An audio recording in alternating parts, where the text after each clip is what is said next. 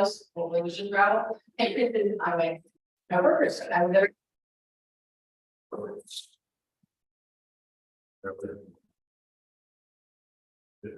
All right. Good evening, everyone. Welcome to our council meeting for Monday, July the 10th. Before we get into the regular council meeting, we do have one item on a committee of adjustment agenda. So I'll call the committee of adjustment meeting to order. Just a reminder to members, if there are any pecuniary interests with respect to this item, those can be declared now. Don't see any. So on to the one item on the committee agenda. We have a public meeting scheduled tonight, which is being held under section 45 Planning Act to consider a minor variance application. This application, which is A23/01, is for the property located at 686 Hammond Street in the town of Shelburne. And the purpose of the application is to request relief, it's a tongue twister, from section 4.3.2 of zoning bylaw 38-2007, which requires a minimum interior side yard of 1.2 meters in order to construct a 0.9 meter by 0.9 meter precast concrete step at 0.3 meters from the side lot line. And at this point, I will ask the clerk for the method of notice for tonight's meeting. Notice that tonight's public meeting was advertised in local media sources. Notice is posted on the town of Shelburne website, and property owners within a 60-meter radius have received notification. Okay, thank you. So we'll start with a presentation from our town planner, who will provide a summary of written comments received. And following that presentation will be an opportunity for questions or comments from committee members, as well as any members of the public. Steve, over to you. Chair Mills, everyone has a copy of the slide note together. Great. So on the title slide there, you just see this is application A2302 and 686 Hammond Street is considered property. Next slide. So this property is located in the Greenbrook Village subdivision on the west side of Hammond Street. The driveway and there's an attached two-car garage in front of the house. And the minor variance would apply to the southerly side of the area. So if you go to the next slide, you can see the overall siting plan submitted by the applicants. This is kind of turned upside down, so the south side of the dwelling is at the top part of the page. It's a little bit hard to read, but I do have a blow up on a later page that shows a little square shown on the top of the drawing, just on the side of the drawing there. That's where the owners are moving to add a community entrance to the house. And one step up in that entrance. The bylaw does allow for a step to encroach in the front yard, or if you're on two streets into the exterior side yard, but it doesn't allow for this type of encroachment into an interior side yard between two homes. So that's why the variance was required. Jim was kind enough to go out and get a photo of the existing conditions as he was looking at grading. So the next slide shows the existing condition where the owners have added a walkway. Walkways like that, as long as they don't interfere with grading or create any drainage problems, are permitted by the zoning bylaw right up to the lot line. In this case, based on the review, although the downspouts, come down onto that hard surface, there is still a little bit of room right along the property line where it's grass. And in a heavier storm event, the drainage is designed to flow forwards to the front of the lot and into the street catch basins. So we didn't, no drainage or grading concerns were identified with this. As you're looking at this picture, you can envision kind of between the second downspout and the window beyond that. That's where the side door would go with the step at the base of it. So it's obviously not there now, but the purpose of the variance is to request the step up so that the door opens into the main floor level of the home and doesn't create a hazardous larger step. So let me ask you a quick question. You're going to be taking up the hard surface You put, step in on the gathering, correct? The step would sit right on top of the concrete surface. So it's like a precast concrete step. And it would be a 3 foot by 3 foot square, and it would sit right on top. It's going up. Yes, yes, you're right, yeah. If it were going down, actually, it would be fine. Because it's going up, that could create a hazardous encroachment or obstruction and affect drainage, but it seems to be okay on this property.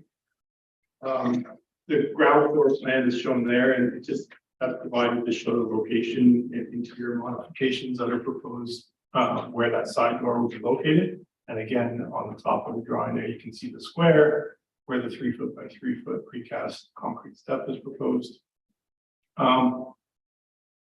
And the next one is, all of this is leading to the proposed renovation of the basement for an additional dwelling unit.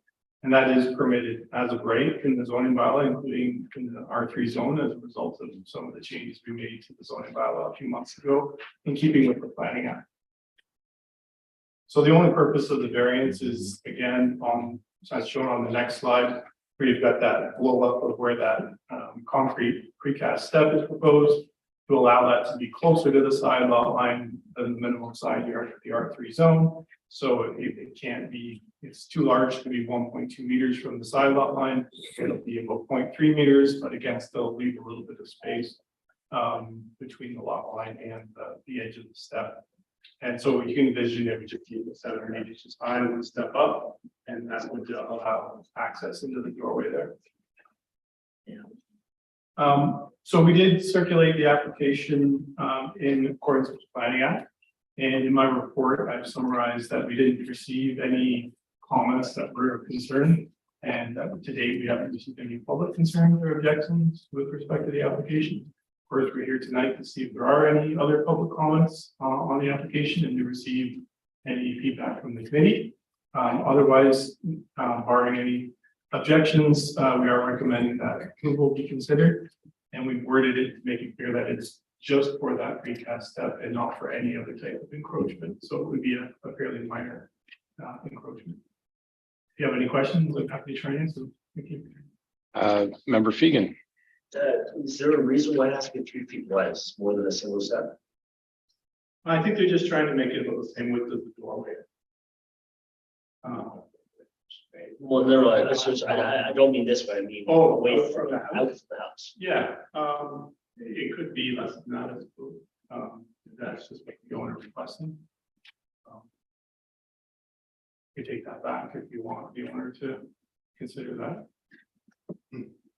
So with it being 3 feet width the other way as well, it pretty well covers that walkway. He only has a foot and 1 inch.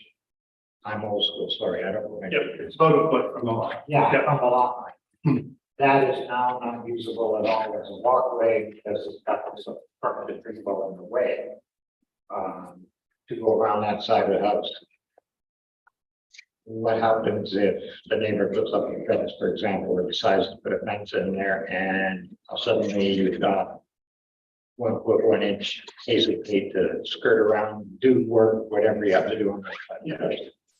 I mean, that has been the owner, the tenant would have to live with that, but you would just have to do 1 step up, and I feel like it won't be any kind of railing on either side of it. You would just step over the step, right? You could step on it and then continue on beyond it, so it'd be accessible from either side of it. But to your point, if a smaller step was provided, there would be no change, no step up required. So we could certainly take that back. I don't know of any reason why it couldn't be smaller. Say it's more of a landing than it is a Yeah, step down, which makes perfect sense. yeah, In that regard, and it's, that max 7 inches high off the ground, so they can step over it because they're using that walkway. We do want to encourage residences to expand. I mean, that's the province's, Bill 23 is all about more accommodation, and if it's an affordable place to live, then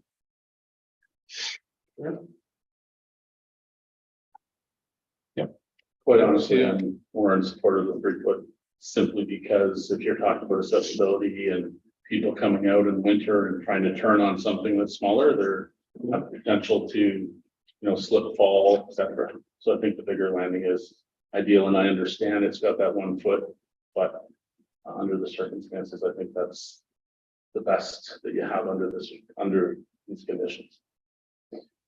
We didn't specifically ask the applicant about it, but I've been looking at the design. I just thought the people using it are going to be coming from the front of the house. So they want to approach the 3 foot side, step up onto that, and then turn into the door as opposed to walking up beside it and then turning. That could be the reason. But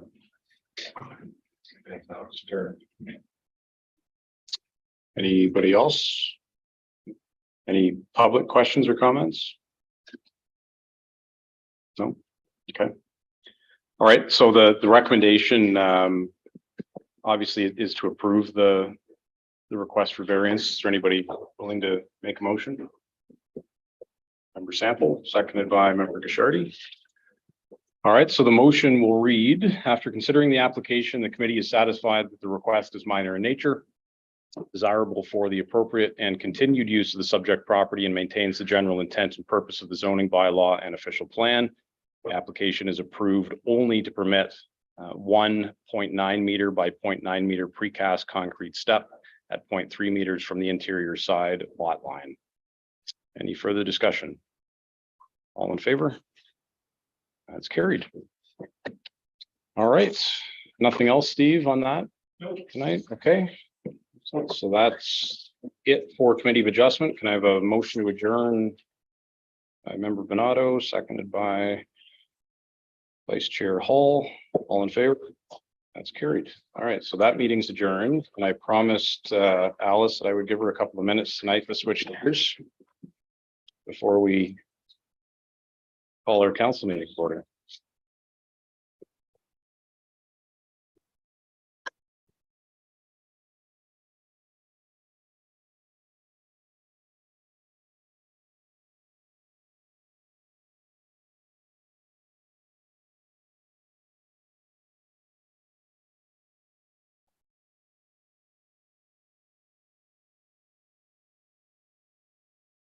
Okay, all right, so we'll call our regular council meeting to order at 6:43, and we will begin with the playing of the national anthem.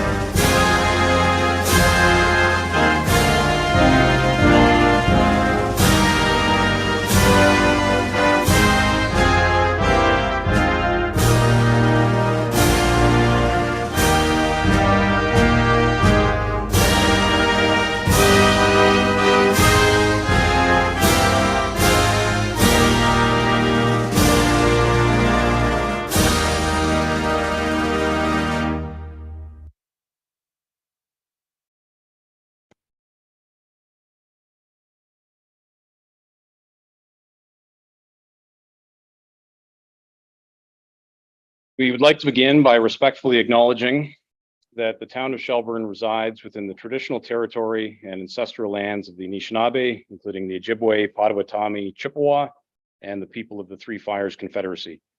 These traditional territories upon which we live, work, play, and learn are steeped in rich Indigenous history and traditions. And it is with this statement that we declare to honor and respect the past and present connection of Indigenous peoples with this land, its waterways, and resources. We encourage residents to review the call to action information by visiting the links that can be found on the town's website. Are there any disclosures of pecuniary interest? Deputy Mayor Hall? Yes, I just need to, seeing that this is my first meeting back from this last meeting, I did have a pecuniary interest with regards to the committee of adjustment from last. Anybody else for tonight? Okay, I have one on tonight's agenda. Actually, it's item 4.1. It's the planning public meeting. So when we get to that point, I will turn it over to the deputy mayor and I'll leave the room. On to our minutes. Can I have a motion to approve the minutes from our June 26th regular council meeting and committee of adjustments? Council Fegan, seconded by Councillor Wagner. Any discussion on either set of minutes? No, all in favor? That's carried. Okay, next is the planning public meeting. So I will take my leave and turn it over to the deputy mayor.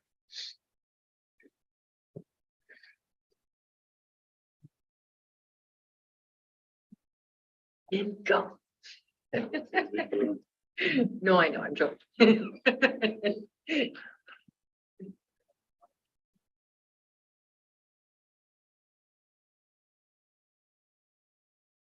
Okay, so tonight's public meeting is under section 34 of the Planning Act, and it is to consider an application for zoning bylaw amendment for lands municipally known as 221 Sound Street. Purpose and effect of the amendment is to rezone the property from residential type 4 zone to 2 sites with residential type 4 exception. So I will ask the clerk for the method of notice to the public meeting. Notice of tonight's public meeting was advertised in local media sources. Notice has been posted on the town's website, and notice was provided to property owners within 120-meter radius of the subject property. Thank you. We will have a presentation by the town planner. Following that, there will be an opportunity for members of the public and council to ask questions and provide comments. The clerk will also accept written submissions, and all submissions, written and oral, will be given consideration by council prior to any decision being made.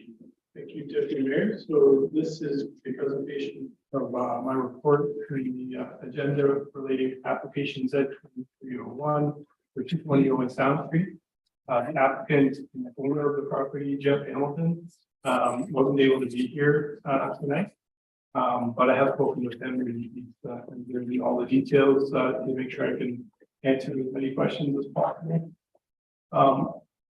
Council may recall when convened as committee of adjustment last October 3rd, I believe, for the conditional approval given to a consent, and it's shown on the second slide there. Roughly that dashed line in red represents the lot severance that was conditionally granted on that date by the committee. One of the conditions of approval is that the owner is required to rezone both the severed lot and the retained lot to recognize a few one specific zoning deficiency with respect to the existing dwelling and its proximity to the lot line on the north of adjoining Second Ave, and to set appropriate zone standards for the new severed lot. You may recall the owner originally proposed to build a semi-detached house on the severed lot, and there was a second severance proposed to divide that severed lot into two, one lot per unit.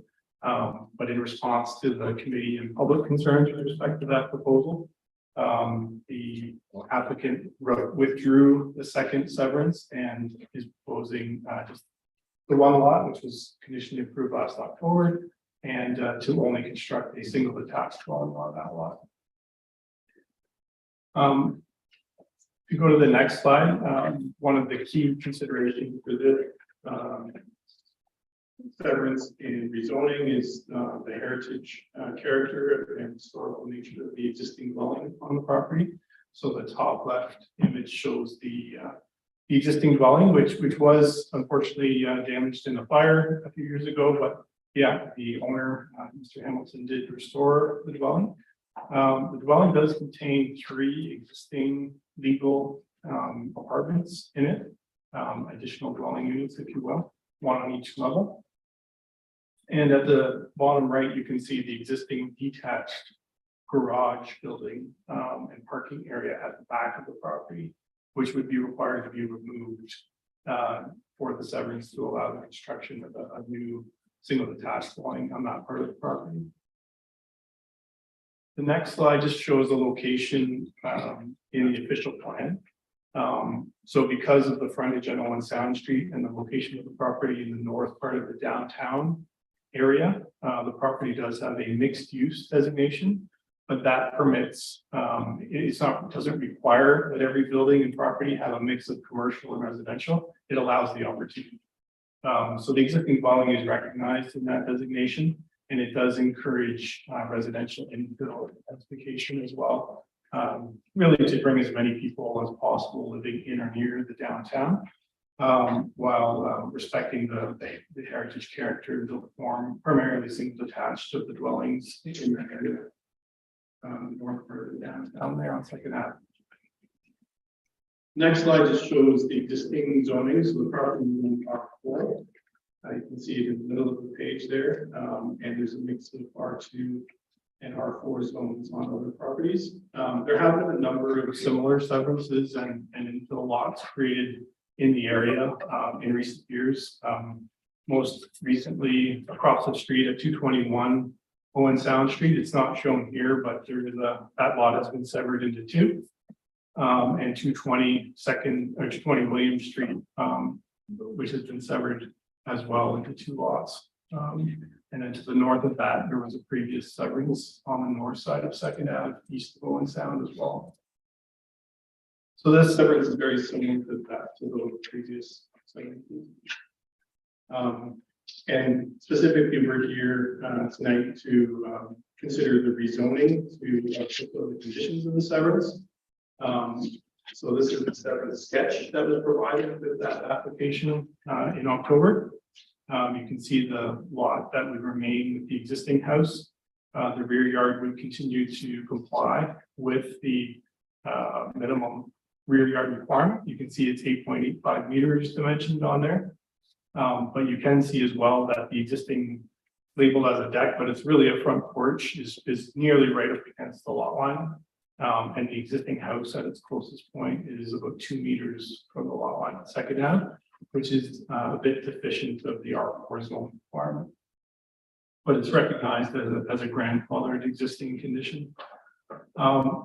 The main reason for the rezoning is really recognizing that the new house on the severed lot would have to have some relief from the front and rear yard requirements in order to fit a reasonably sized dwelling on the property. And that has been allowed in some of those prior severances that I mentioned, and generally in corner lot severances throughout the town, to help promote some of this infill and allow the positioning of a new house in a similar way as some of the existing houses are cited. So in this case, the proposed front yard is 2 meters, which would be the same setback as the existing house. So it's maintaining that building line. And some of the other homes along Second Ave also have a reduced front yard. But to make up for that loss of amenity area with the reduced front and rear yard, we're recommending, and the applicant is proposing that 6.1 meter westerly side yard be provided. And that would provide space for parking as well as make up for some of the loss of rear and front yard area to provide a reasonably sized amenity space for the residents. So the next slide just summarizes the purpose of the zoning amendment. The retained lot would be rezoned to R4-10. It meets all the requirements of the R4 zone, except that the existing house is 2 meters from the side lot line adjoining Second Ave instead of 3 meters. That's an existing condition, and the porch approaches further into that side yard than the zoning bylaw permits. And then the severed lot would be zoned R4-11. And again, the front yard is proposed to be reduced from 6 meters to 2 meters, which is the same setback as the adjoining house. The interior side yard would be larger on the west side, 6.1 meters, and 0.6 on the east, which meets the bylaw requirement. And the rear yard would be reduced as well. Again, the intent being that enough space is provided for a large enough building envelope. The next slide just summarizes where this has come from so far with steps 1 to 4 being completed last fall. So the consent was granted by the committee with some conditions. The notice of that decision was given to everyone who signed in or requested notice, as well as the agencies. And then there was an appeal period, but there were no appeals. And then the applicant does have until October 2024 to fulfill the conditions. So one of those is the zoning bylaw amendment. In addition to that, there will be a consent agreement and some design guidelines that will come to council before final approval can be given, and those design guidelines will be reviewed with the Heritage Committee.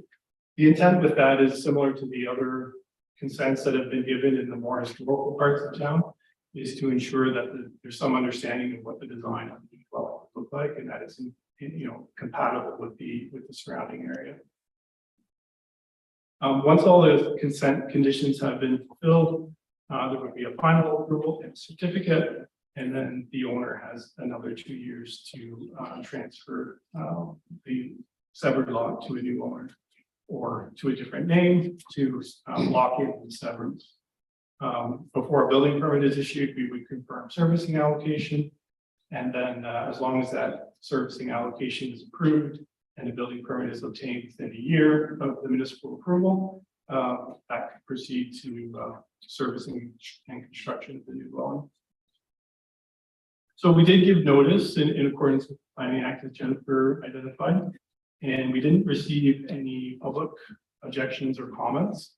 We've received and reviewed with engineering all the servicing requirements, and everything looks like it will work just fine. Will be more details obviously required.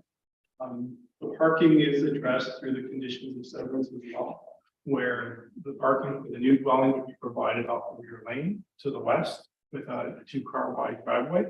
And the existing parking that's currently at the back of the property, with it being removed, there would be 3 new parking spaces required to be added with the existing house. And there is room for that in that backyard area off of Second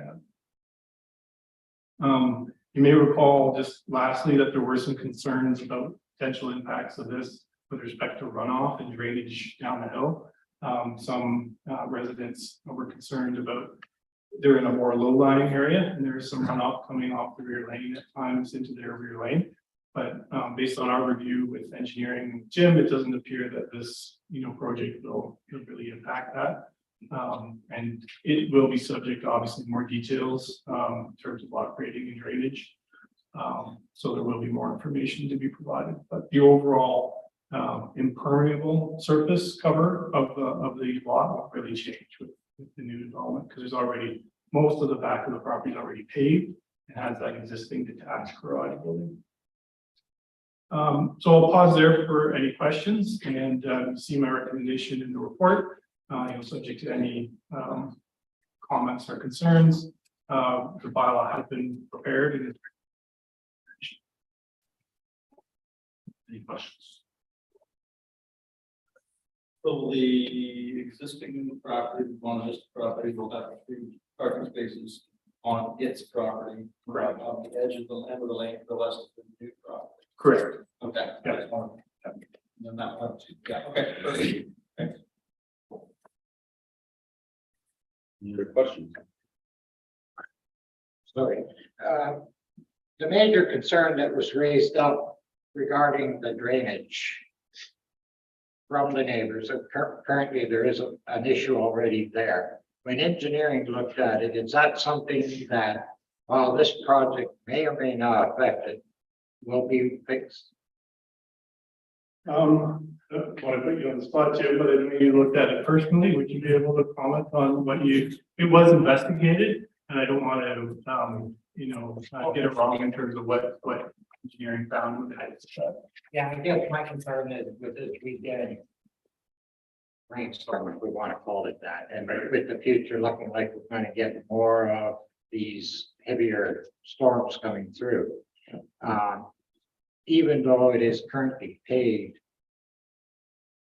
that still washes down with the house on there, with everything else going on there.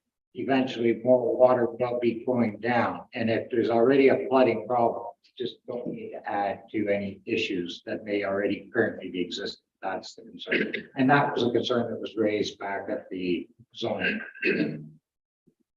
So I think Jim, you did take a look at that. Through your worship, yes, we did take a look at the, through the chair. We did take a look at the drainage there. We don't believe that that's going to increase the runoff any worse. It does go onto that rear laneway and then it heads south, and then it does take another diversion on that back laneway just with elevation that takes it towards the west, down to the property that was worried about their drainage there. They do have a depression in their backyard, which either that could be filled in, or we do have a catch basin on the south side of the laneway, which we could run in series with that. So dig up the laneway, put another pipe across the catch basin and narrow rear yard and do it that way. We do have some very old records of our stormwater management system, and that is one of our older sections. We're not sure where that catch basin goes, so we'd like to get a camera down it and see which way is the way to go first.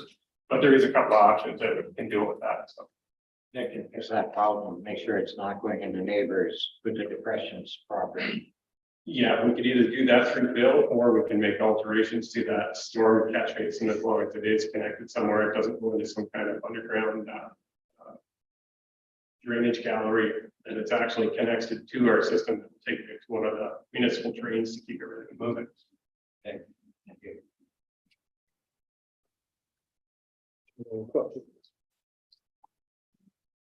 Okay, we do have a recommendation. I'll read it before asking for a seconder. So it is be it resolved that council receives report 2023-14 as information, and that's subject to the consideration of any input received at the public meeting.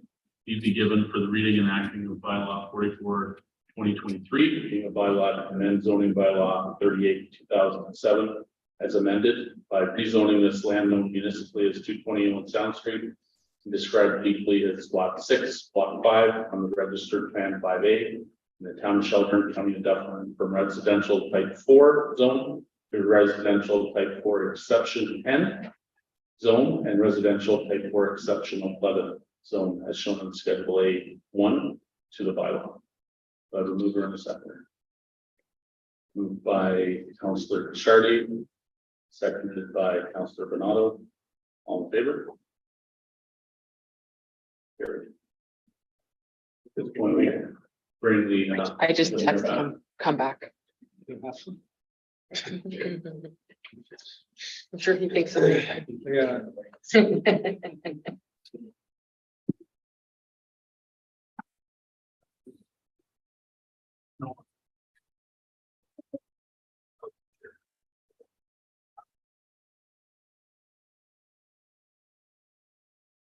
He didn't take his phone.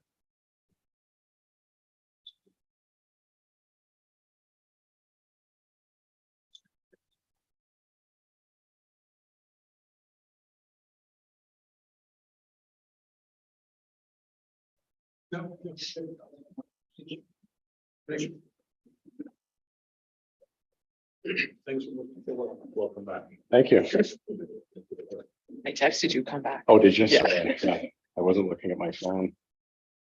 All right, so now that we're done with the planning public meeting, that takes us to the public participation section. And the first item was public question period. Mr. Lemke. So just for the record, if you could state your name and address. Bruce Lemke, LEMCKE, 104 Silk Drive, Shelburne. And Mr. Mayor, I'm glad I'm still alive. It's been very difficult for the last 2 weeks, and I did check the obituary on. Not there yet. Not there yet. Even Walt was worried about who I spoke to Sunday night. We're still kicking. Wearing all 4 of my hats. Yeah. Two items in particular. So I'm going to address the first item. And I don't even want a response. I just want to bring it to your attention. It's twofold. Number one is that my father passed away 5 years ago this past March. In April of 2019 or 18, I think it was a motion by the Services Board, I think, maybe Mr. Sample was on at the time. And it was passed on to the council, who I believe rubber stamped it, if that's a proper term. We're now down the road 5 years. My mom's not 82 anymore, she's 87. She is failing a bit, but she's smart enough to ask me once a month when that goddamn sign's gonna come. Take it for what it's worth, that's Rosie when she gets mad. So anyway, I'm leaving it with you guys. I've got mixed messages. Jennifer gave me one message, but I have spoken to another counselor who said there's options to try to get this pushed through while my mother's still alive. I don't want to debate it in front of you guys. I just would appreciate if you folks would try to have it done in a timely fashion. Well, she is still healthy enough to be able to appreciate it. That's all I'm asking. So the way it works is proposed names go on a list, and then as streets are developed within the town, those names are passed on to developers. They then come up with proposals that comes back to council.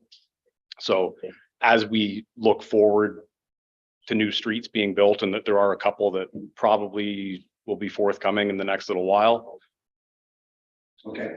that name will be Like my original email said way back, and we had a brief discussion out there. I think it would be nice, and I'm sorry with Mayor Morton or Fire Chief Morton, they should have maybe, it would have been nice to have mayor or chief in front of the name. I've just said if possible, put Chief Lemke, Crescent Drive Street, whatever can go on the sign. And I think we did talk about that in 2019 when we Just mentioned it. you guys, I just, when you got an old person asking you all the time what's going on and she doesn't believe it, I just get frustrated. So anyway, and then on a side note, I just want to let you know, I did send Wade an email, and on behalf of the Lemke family, I want to thank council and the police services board for, after all the tension went on about the police flashes were in the lobby downstairs. Greg, my son with the OPP, and his daughter went up to the picnic 2 or 3 weeks ago, and we went into the museum. It just officially opened now after COVID. And you would not believe the attention that those shoulder flashes got in the museum. Everybody was just amazed. There's like, I think it was 123. It's the largest collection in the province. Nobody else could even come close to it. So on behalf of the family, we really appreciate that. We say the right thing was done, whatever, but it's in a good home, and they really appreciate it up there. So just wanted to. And able to be enjoyed by the public. So Councillor Gashardi might be the only one who isn't fully aware of. Oh, I'm sorry. No, it's so, as you probably remember, downstairs, there was that collection of shoulder flashes. So when we transitioned from Shelburne Police to the OPP, we donated that collection to the OPP. So they're on display at headquarters in Arena. Right, it's a great iterations given the museum and took them out. Yeah. And they put them all in new frames. It's beautiful. Thanks for stops through. It's just a really nice place to see. So. Yeah. So that was one issue. The other issue that I believe Councillor Bernardo, I spoke to him yesterday about the splash pad. He's going to address it. So I'll just leave that alone. The only thing I just want to follow up with the clerk's response to me when she said about that the town doesn't follow a Facebook post as do the OPP. For clarification on that, I wasn't suggesting, and I didn't know. Councillor Sample told me this morning I was getting gas, but he didn't pay for mine. But anyway, he did say there was a Facebook page come out. I have to share with you is that I'm sure most of you know that my son was in the drug squad here and ran the drug squad in Dufferin County for 2 years. They utilize Facebook all the time for their investigations. I believe the confusion was that Ms. Willoughby said that the OPP don't respond to 100%. They don't respond to it, but they don't delete it because it's intelligence information. Peel Regional Police have a Facebook page they monitor all the time, confidential. They do monitor. It doesn't mean they're going to follow up on a complaint, but if they see a lot of stuff going on, I'm sure your bylaw people can be proactive and go and see what's going on at the park. And I guess Walton's going to deal with that. So those are the two things that I won't touch them. The last one, maybe a little bit rough, but anyway, I have a real problem. I canvassed for 4 councils here today. And during the time I was out there, the public asked why town hall isn't open between 12 and 1, like the banks are, like the drugstore is, like Mr. Mills' office is, and maybe even the OPP. And I promised them that I would take that message back to the councilors And I talked to each council that I was canvassing for, and they said they'd do their utmost to try to make that happen. However, today, which is over 6 or 7 months later, I, who grew up in this town since 1957, see these same people on the street. And it's hard to save face when I promise them that something would be done. I don't see the rationale in a town hall closing. I don't care that Orangeville doesn't. I don't care that Grand Valley doesn't, or I don't care that Melancthon and how they do it. If we want to compare stuff, the former mayor in Orangeville met with public 2 or 3 hours every day. And we don't follow that same routine here in Shelburne, and that's fine. But Mr. Brown met, and it was in his office every single afternoon for 2 or 3 hours for people to walk in and talk. I just said that to Mayor Mills, but he says, I don't have that chance, and we don't do that. The former mayor, Ed Cruzen, done it every Friday. And I thought it was a really nice perk. That's something council has to decide. I don't like comparing that Orangeville closes for an hour. So we're gonna do the same thing. Because I could come up with a list of things that Orangeville do differently than what we do, and some of them are better. I just don't like the idea. I come in to dispose of some batteries one day, and I had to stand in line because the bucket was gone. So I give it to the staffer. I was told that the bucket was taken away because people put garbage in. And my thought would be put a garbage pail beside the battery bucket that was there for many years, but disappeared out of COVID. I sent an email to the CEO and she instructed me that I could use the one at the arena or the library. I subsequently went to the arena. Kim Fraser was unaware that there was a bucket there for batteries. We looked around and we found it in the lunchroom with about a dozen batteries in the bottom. She was not aware of it. I went to the library, second floor of the library. There's a big white 5-gallon pail, a whole bunch of batteries in it, and a garbage pail beside it, and no garbage in the battery box.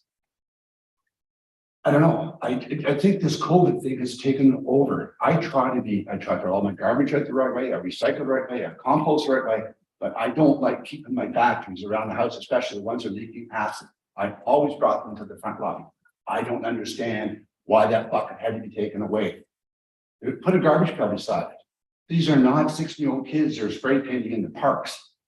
These are adults that are coming in to pay their bills and stuff. So I think that I'm sorry, I have to relay the message because I feel guilty to the people I promised that something would be done about things from 12 to 1. Don't care about Orangeville because I can give you a list of things that they do better or different. I think that battery box should be there so people can bring them. We don't want to save them for 6 months at a time so they come around. One time it's in the winter time when there's snow out there and they end up in the ground and you find them in the spring. I don't think it's an inconvenience for that battery box to stay there. Home Hardware used to do it, they don't do it anymore. The arena has it locked up, so the only option is a library. So I'm asking you today to consider opening the town hall back up between 12 and 2. You need 2 staff. I'm sure it's not hard to scrape out 2 staff and then rotate it every 15 weeks. And I still think you'll have enough people to be one to work the counter, one as a support person. I'm just asking you for me to save face. Talk to Kyle, talk to Dan, talk to Lindsay, talk to Shane about it many times. And I said, I made a promise and commitment. We all talked about it. That it should be done. It still hasn't happened 7 or 8 months later. So you guys make the calls, but I just assume it's a call that maybe comes down to maybe council should make the decision about the operational hours of the town hall. So thank you for your time. Thank you, sir. I hope I haven't offended anybody, but that's just how I feel because I'm getting challenged on it. And I did promise people so. Okay, and the other thing, Ms. Marcy, I would like the opportunity to schedule an appointment with you to discuss your hiring process and the transparency.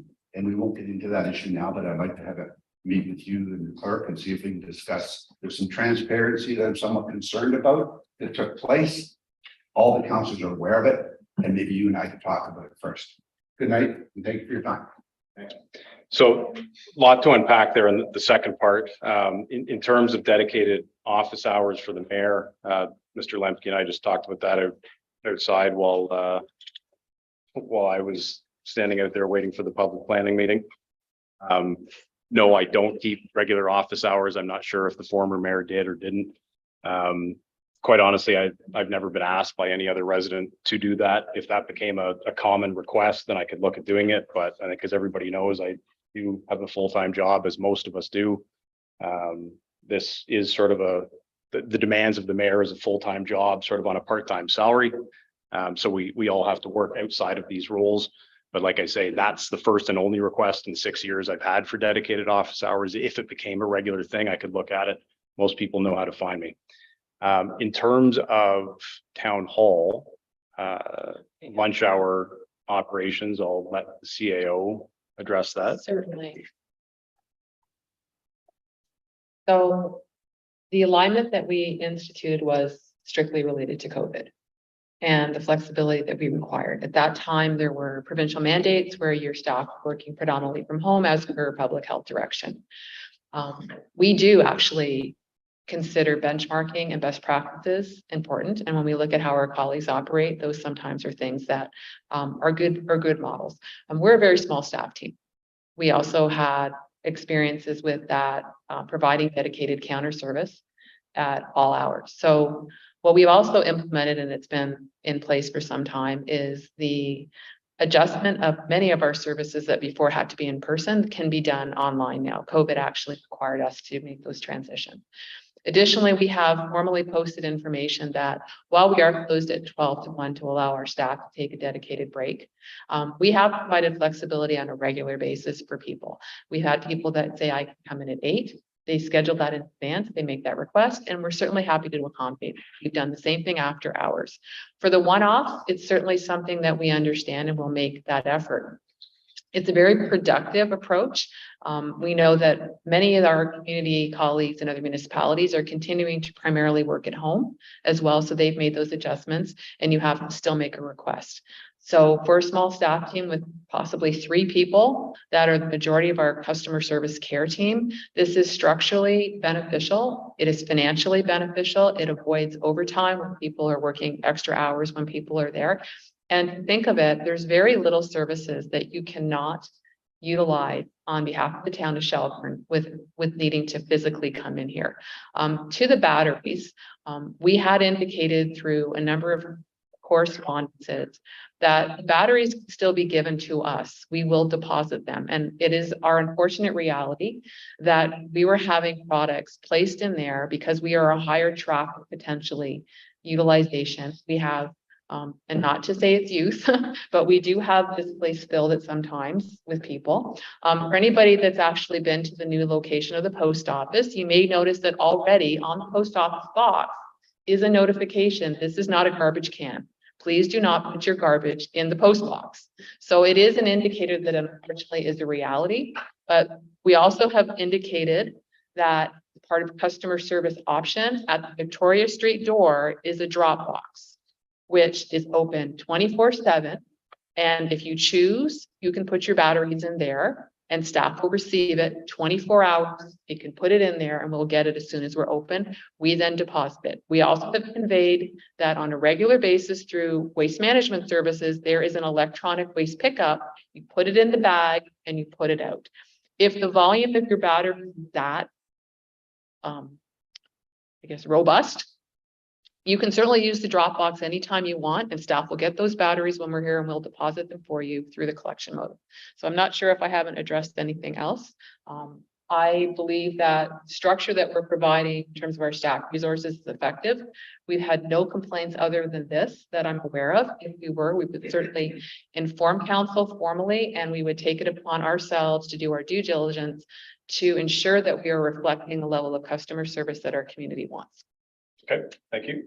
Just out of curiosity, really more than anything, have other council members received a number of complaints from people about town hall hours at lunch? I mean, as Denise says, this is the only complaint I think that's come into town staff. It's the only one I've heard about.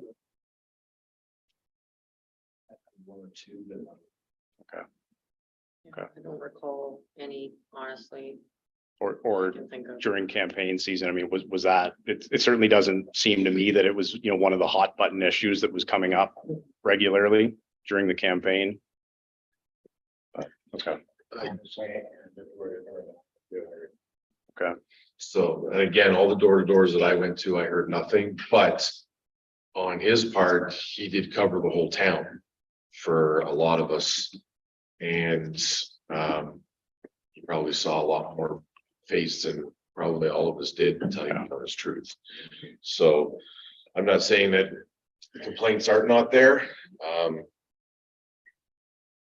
But none have filtered through. Yeah. Excuse me, Nothing to us. filtered to me, yet other than from Bruce Yeah. saying that he's still getting complaints, so. True. And I agree with that too. I'm not saying they weren't there. It's Yeah. just I haven't personally experienced it. Yeah. So I guess in fairness, we always are willing to look at input and we ask are the hours of our operation with the flexibility that we provide of concern. We would like to hear that. And if that structural feedback is that there is tremendous discontent with this, even though we know many other municipalities are also structured in a similar way, then we would respond accordingly. And it would mean that we would have to adjust our staffing resources to make sure that that service provision is provided during that 1 hour that we're currently closed.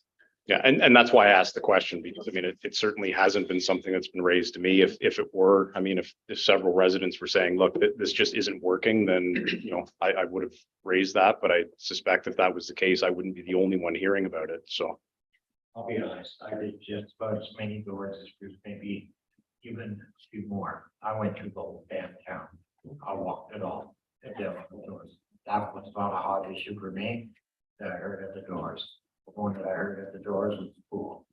Kind of system, like, sure, but it was not staffing hours at them. Okay. All right. Well, that moves us into council inquiries. Councillor Bernardo. I got a few. 641 Canfield. That we allotted that gentleman a back entrance onto the basement apartment. That is the house on the north side of Canfield, right at Greenwood Street. That gentleman has approached me several times in regards to that back entrance. He was told he's not allowed to put it in. He has not put it in since that time. I asked him who told him that. He's confused, doesn't know who told him that, or couldn't tell me who told him that. So the question I have now is to find out what the heck is happening, because council gave permission. Was it stopped by the building department? Was it stopped by us? Was it stopped by who? And why was it not allowed to go in? That's inquiry number one. Steve or Jim, did either of you have any information on that? My guess, when I spoke to Councillor Bernardo about this today, my guess was that it might be a building department issue, but it was only a guess. If it is, I can follow up just to get some clarity for this resident, but. You know, I would have to, there's been quite a number of second entrance permits and applications, and I'd have to check our file to see where that one's at. And he said that nowhere, see, because he stopped. This was permitted almost last year. It was quite a while ago. Yeah, That we made his permit. And the basement apartment has gone ahead. It's a family member currently using the main entrance to go in and out because the back entrance was stopped. Why it was stopped is the question, I guess, tonight. And who stopped it? Because I couldn't get that kind of information. He was confused as to you know who it was that told me he couldn't do it and the reason why he couldn't do it. So that's why I'm bringing it forward. So at 641 Canfield, if we can get some information on it, whether as the mayor's indicated, be it the building department, was it our engineering department, whatever reason, so that we can let's get clarification on it and get clarification to the homeowner as well. Make sure that he does understand why. yeah, we'll check the system. It would be on the online permit portal, so we can check the status. I don't remember, I remember discussing it. I don't remember the outcome, but my assumption would be that if we granted the approval, it would have been conditional upon building Yeah, permits, right? So that's why my guess is that that's maybe where there was an issue, but if we can find out and then we can get an answer, yeah, okay. The other issue I'm bringing forward is 541 Fiddle Park Lane. On the weekend, there was vehicles parked on both sides of the road. There is something going on at that place, whether it was a festival, did the service, whatever. They both totally blocked from Park to Greenwood on both sides. Now, that is a bylaw issue. And I think that, traffic had an issue going through that area as well. So I'm bringing that forward. Now, the issue that Mr. Lemke alluded to is the issue of the splash pad, with dogs going in it on the weekend, even though there was signage there indicating that dogs were not allowed to go in there. I believe we have cameras on the way at some point in time going in there. But people, again, it's a bylaw issue. People need to be made aware that dogs are not permitted in there. It's a health issue. Okay. Okay, He's brought the other ones up himself, so thank God for that. so the splash pad issue, I mean, it's only been open for a few days, as we all know.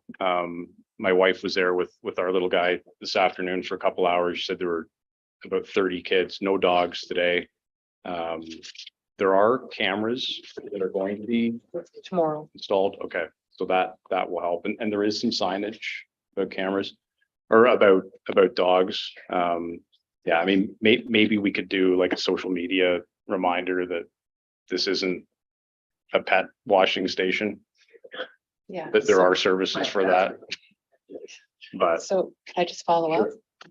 Think of all the things you should do there. I'm losing business on this. So again, we do have signage that provide outline of what's permitted and what's not. It is helpful for us though as staff, when we get generalities, to have more details. So to tell us there were dogs and not give us an indication of what dog time and how many dogs. And I can tell you that not only myself, but other staff have been there for a duration of time.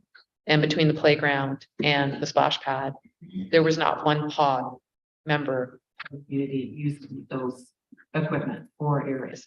So in this kind of situation, it's helpful to tell us Sunday at around 4 o'clock, there was witness of dogs, the type of dog potentially, or some characteristic of dog, that we can use this so that we have, we can rationalize the extent to which we need to respond.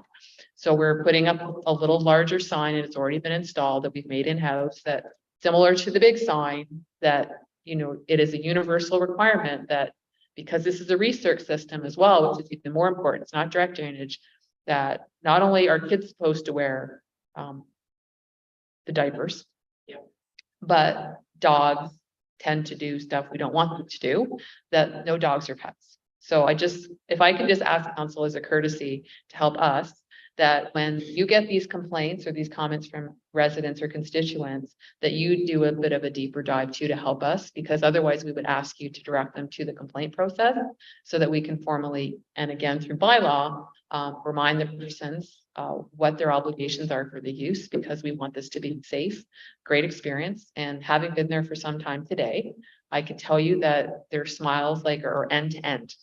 And I've never seen so many parents taking pictures, which reinforces this is a really special moment.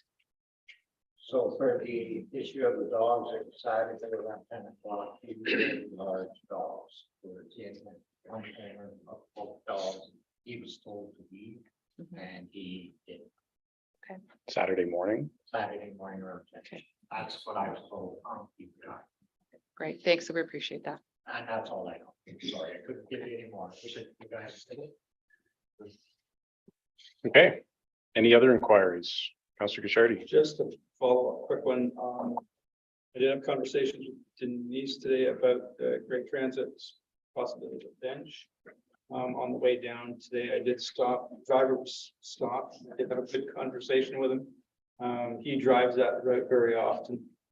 He said that the number ones pickup point at the lane would benefit from a bench. He said the other ones not, weekend ones not, because he carries that whole Yeah. route as a daily thing. So I don't know if we can explore that option further just for that. Pickup point. Thanks, Councilor Kashari. Yes, we did meet this afternoon and we will look at what surplus benches we have within our inventory. It won't be the big expensive $2,000 ones. But I asked Councilor Kashari that because we have 14 stops on the weekend, if we could narrow down, and I would follow up with Grey County, but he's already consulted Yeah, with the bus driver. Which is fantastic.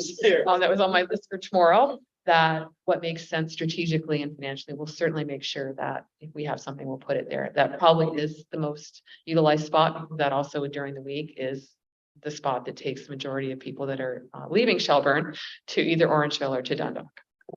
Thanks. Any other inquiries? Exhausted them all? Okay. All right, so on to the regular agenda then. So the first item is some further discussion on the Parks and Rec Master Plan. Steve, okay. I think we're all probably a little fresher at this point than we were towards the end of your presentation last meeting. So did you want me to recap? Maybe some of the key. Maybe just a quick, I think everybody's generally okay, but maybe just a quick.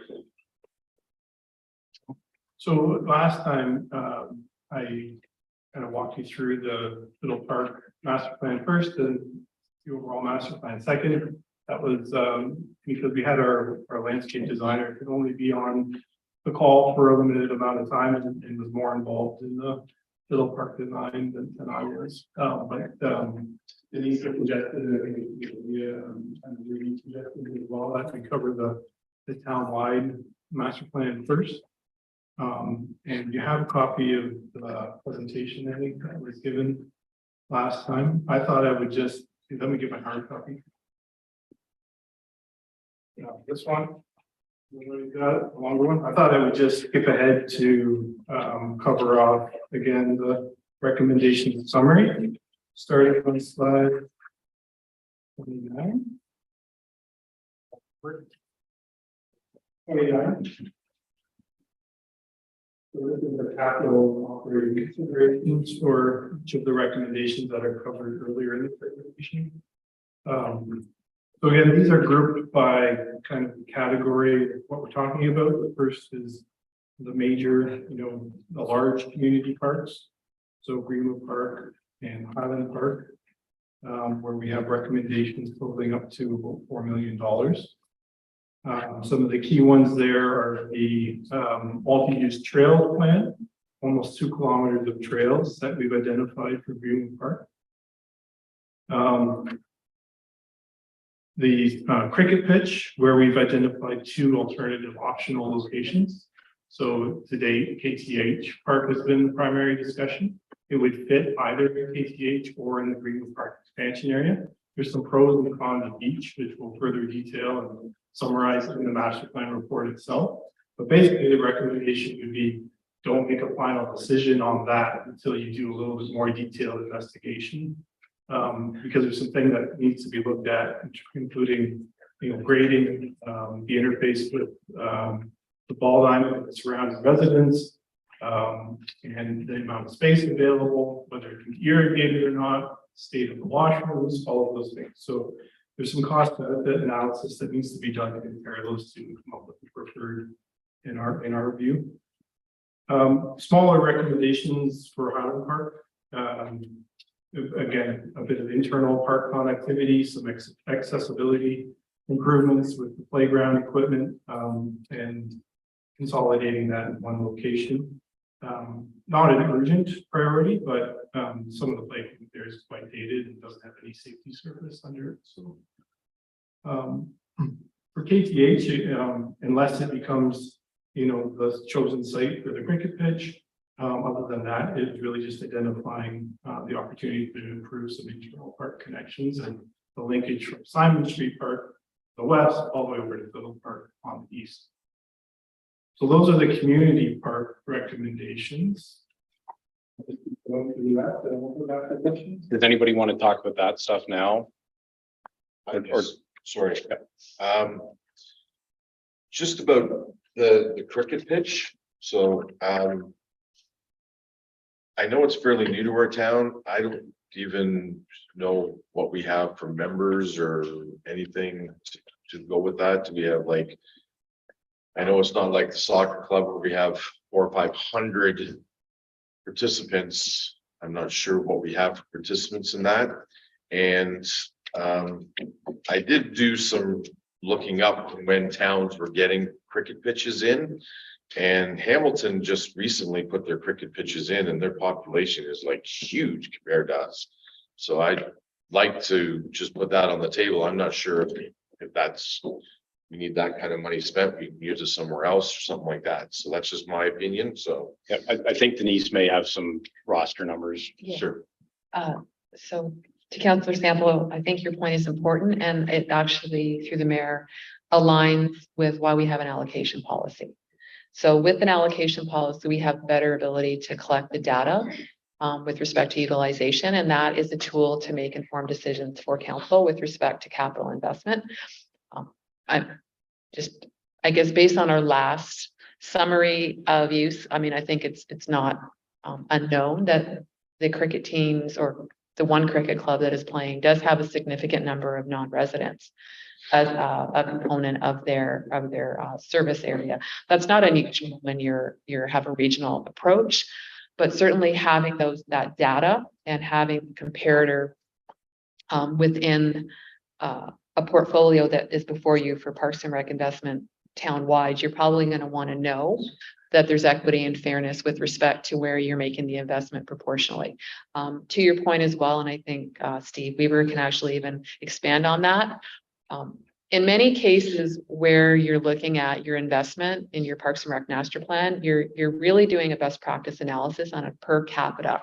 So if you have a community of 100,000, for example, you usually say, well, the ratio for this is so many sport fields per this, so many non-indoor pools, outdoor, or whatever it may be. What is the norm? What is the best practice? And then what do you actually acknowledge that you're not really situated to provide that, but then you can partner with budding communities that maybe have longer resources. So this is a long-winded way of saying that part of what we need to bring back to you and through this process, which is ongoing, is that drill down data on what number of participants, and the demographic is not just total participant. We believe council needs to know how many are adults, how many are youth, how many are traveling, how many are local, and for example, how many non-residents there are. And we'll bring all that back as part of the process. To what Steve has said is we have looked at two potential locations. One is expanding at Greenwood off of Tansley, and one is creating the dedicated location at KTH. And while it may seem like it's a quicker solution at KTH, the grading that has to actually be undertaken there for the swale in the middle is significant. And in either scenario, we're expecting it's going to be like 750 to $1 million all in. The only other thing I'd add from my point of view, in addition to the data that, you know, hopefully will inform some of the decisions we make, I think now that we have, you know, some proposals to take out to the community, I think that's where this, you know, engagement really becomes key. The engagement at the front end was important to sort of get us to this point, but now that we actually have some concepts to look around and actually discuss, I think we'll start to get a sense, hopefully, as to what those priorities are for our community. You know, beyond just the 7 of us sitting here, you know, sure. I think we'll hear pretty clearly from our community, you know, from this list of proposals, what are the things that are most important to you? And you know, to go back to Steve's point when he kind of started this presentation at our last meeting, this isn't something that's all going to be accomplished in the next 2 or 3 years. So, you know, let's take those high priority items, those things that are most important to our community, those things that are supported by the data, and let's focus on those earlier in the process. That would be my thought.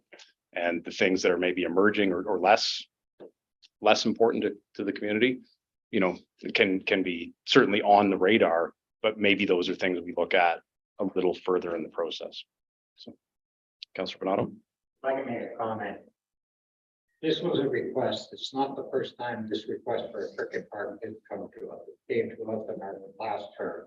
I went to their gala last year. Had over 100, more than 150 people that were playing, whether they were playing on the one team or the other team. They had several teams that played that were at that gala. It surprised the heck out of me because honestly, I didn't think they had maybe barely a team, but they had a lot of people there and a lot of support. This is one very diverse community that we also have to think about. And that's where the cricket is coming from. It's the diversity of our community. We are more diverse than a community like Kitchener, which is a lot bigger than we are, and Hamilton, which is a lot bigger than we are. Because of our diversity, because of the fact that it's being more diverse as time goes on, and these different demands are coming forward from the diversity of the community, we have to take that into consideration as well when we're making these choices and these decisions. So that is the other part that I want to make sure that we understand. And going through the diversity of the community, like I said, and a lot of not through the diversity of the community, I heard quite a bit. When are we going to get a proper soccer pitch? When are we going to get a proper soccer? Cricket. Or cricket, Yeah. sorry. Yeah. We have pitches. Mr. Sample and then Councillor Shardy.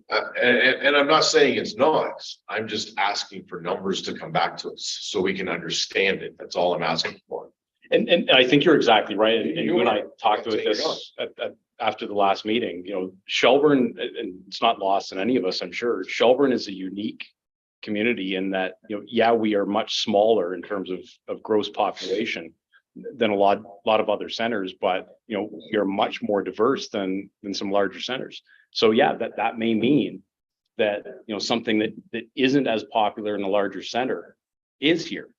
But back to the point I made, that I think if it is, that will show through, through the public consultation. And I think that that's recognized in the fact that the plan that we presented to you in draft has formally implemented a cricket field at one or two locations. We've recommended Greenwood, but what we've outlined is the estimated budget.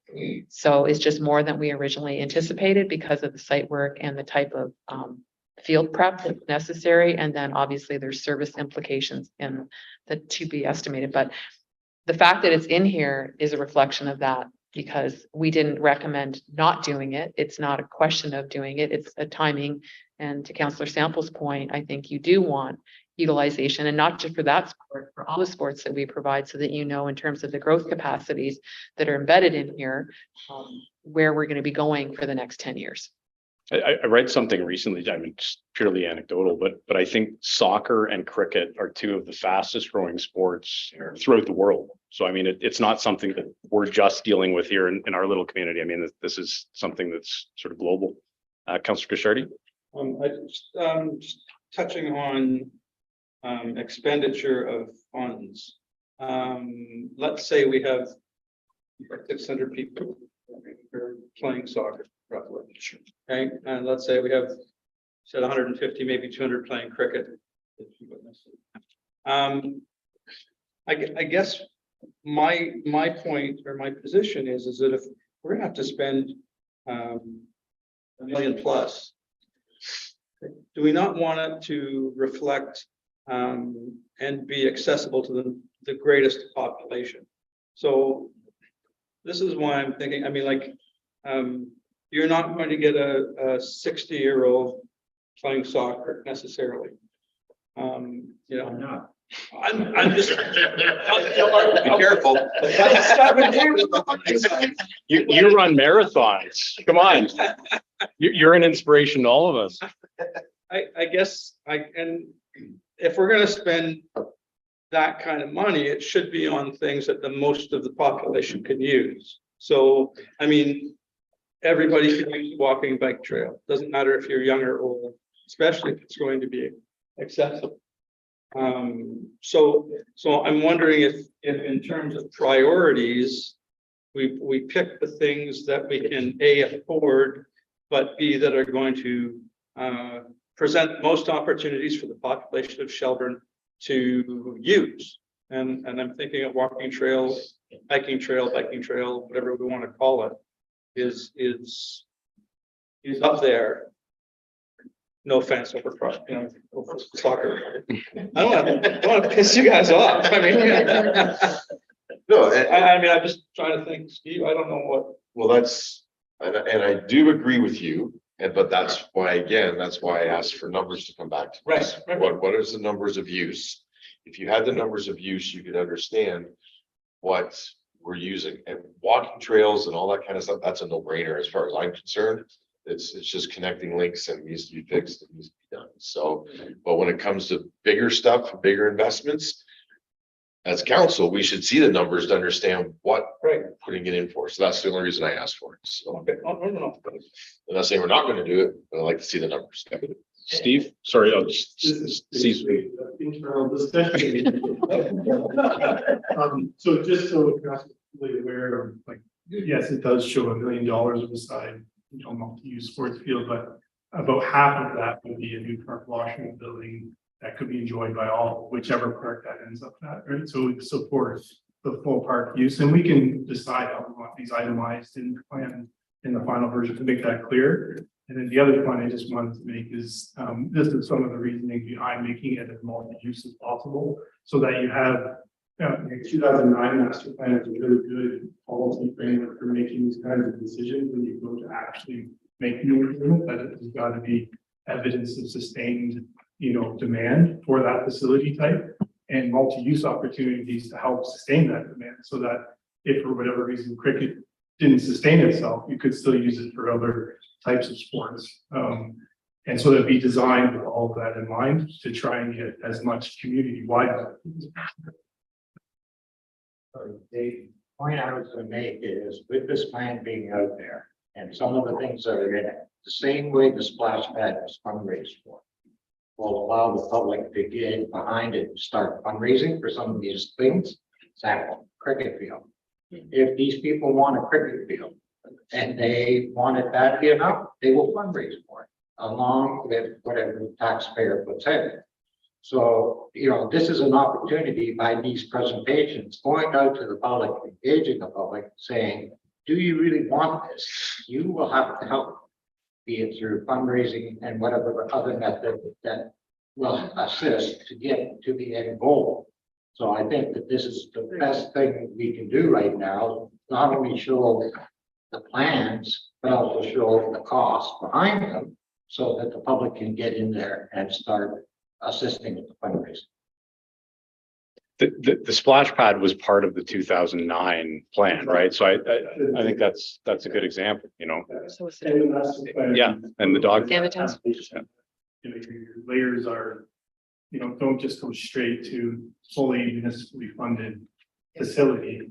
Be the provider of all things to all people. No, that's the last option. We want to start with, hey, who else can we partner with? Who else can support this? Can we get some community fundraising and take the partnership approach as the preferred? And that may be the one that steers you in certain directions this gets implemented. If you have a partnership over here that makes it viable, that facility might go ahead of this one over here, where the only way to get it done is the municipality to write a check and raise taxes or generate DCs and any council going to be most sensitive to that option, right? And that's going to be one that's hardest to support.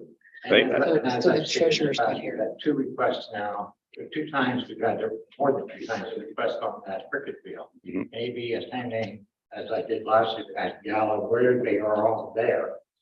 And saying to them, do you really want the cricket field? Maybe it's time to get behind some fundraising and assist us to get that cricket field to you. So these are the things that we can put in there. I think Denise wants to offer some comments on behalf of our treasurer who's not here tonight. Carries on. She probably just went like this. So just to look at, while you have the overall summary, what you don't have is the funding sources. So as part of the process, what we need to identify to you, and with Bill 23, we have to spend 60% of our DCs. So we'll go through that, the operating projections, or so the capital projections. It's also you need to know the operating. So similar to the splash pad, we said, building it is not as expensive as probably long-term maintenance. So we've added an entire crew. We have to test 4 times a day because it's a research system. There's operating costs with all of these service areas.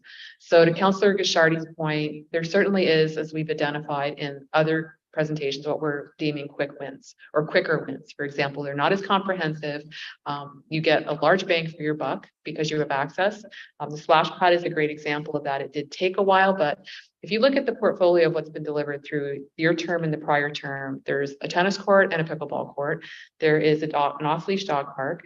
There is a community garden, and there is now a splash pad, again, in credit given to where credit is due with the Rotary. That's pretty good outside of the formal, so that's off the 2009 plan. I recall that there was direction from council, it might have been informal, or it was potentially a question, and I embedded it in a report, that we certainly expect or hope that organizations that are requesting large capital investment make a contribution. We know that soccer has done similar things. We know baseball has as well. We would hope that that relationship, when we look at the funding sources, would identify potential, and then we would go out and get that validated.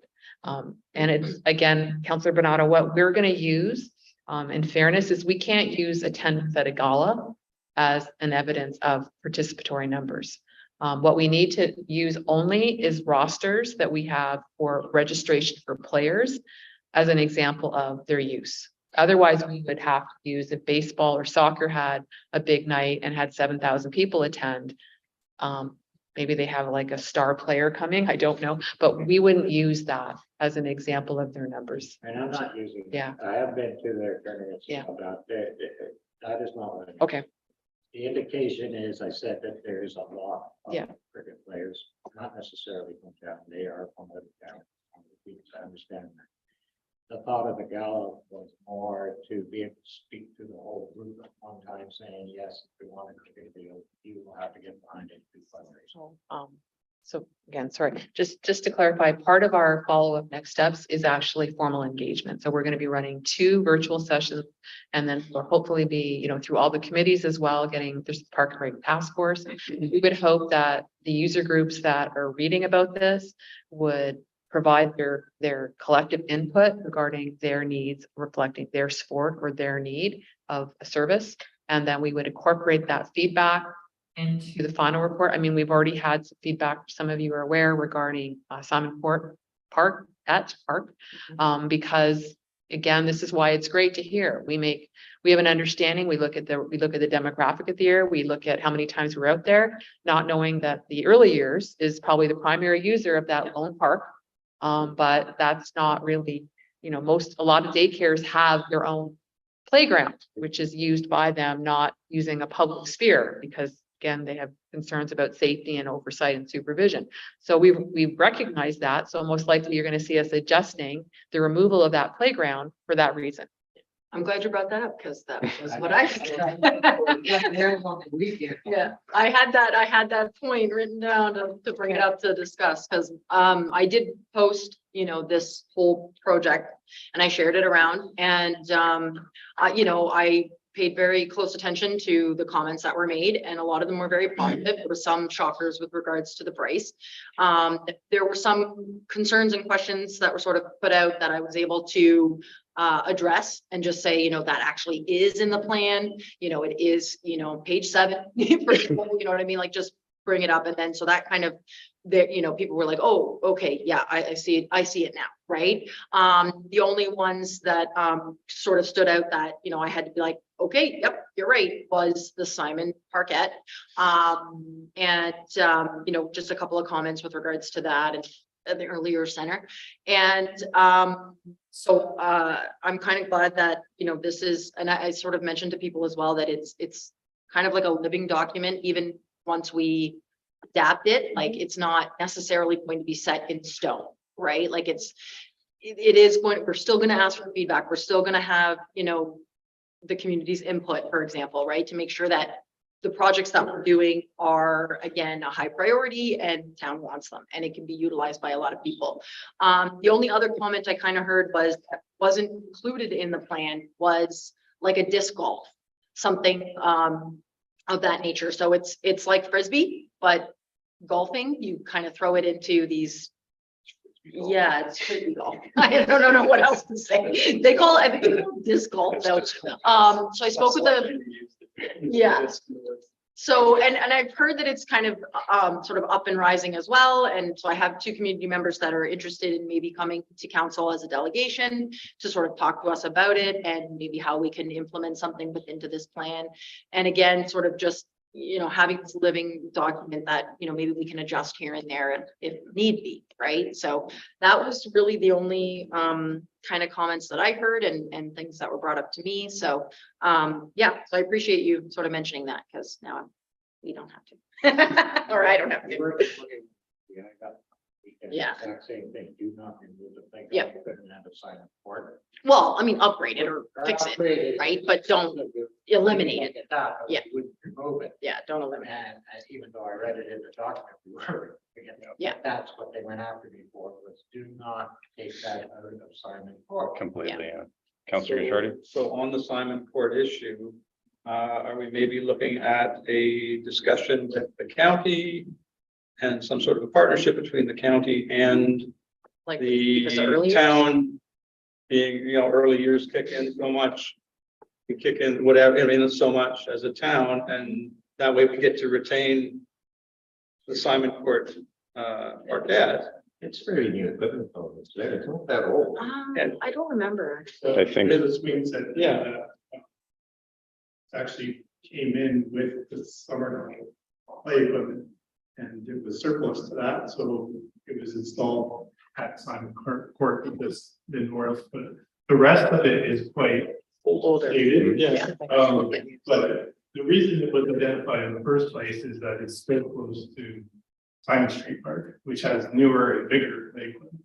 But knowing what we know now with respect to the younger kids using this one regularly, the right strategy would be look at opportunities to create more of a junior play, upgraded junior play equipment at Simon Court Parquet. Keep the other one for the older kids who can get there on their own.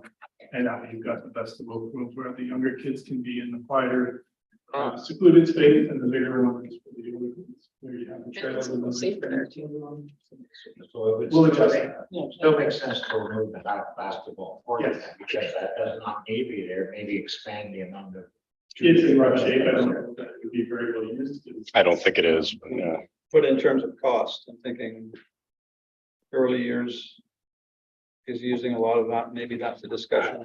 Has to happen at the county level or in the county level and our level to. Yeah, see if there's a financial benefit to both of us. I think in any of these things, we can look at, what partnerships make sense, whether it's private or other levels of government, but Denise, I think, has another thought on. Well, I'm this. just, like I had mentioned earlier, it's quite common that a daycare operator has a dedicated space within their properties for the engagement of their users or their clients.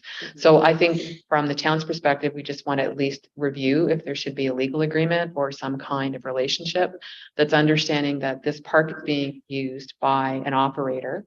They are bringing children in a program capacity to the park. It's not like I'm a parent and taking my child there. It's a bit different. So we just want to make sure. So we have agreements with the school board. There's no cost, for example, for Natasha Patterson and Highland, so that there's an understanding of roles and responsibilities and that we are cross indemnifying one another. That's all I want to check into because this is unique. And it explains that we knew that the people that are residing in Dufferin Oaks were not the primary users of some of the equipment, which is why we thought that with the other park being just literally a stone's throw away, this made a lot of sense to create for that user a more tranquil, independent space to go to. But again, through this process, Exactly. we learned something, and I mean, it That's makes the only perfect part. sense, but I didn't know that. That's It what- doesn't surprise me to learn that, but I didn't know that.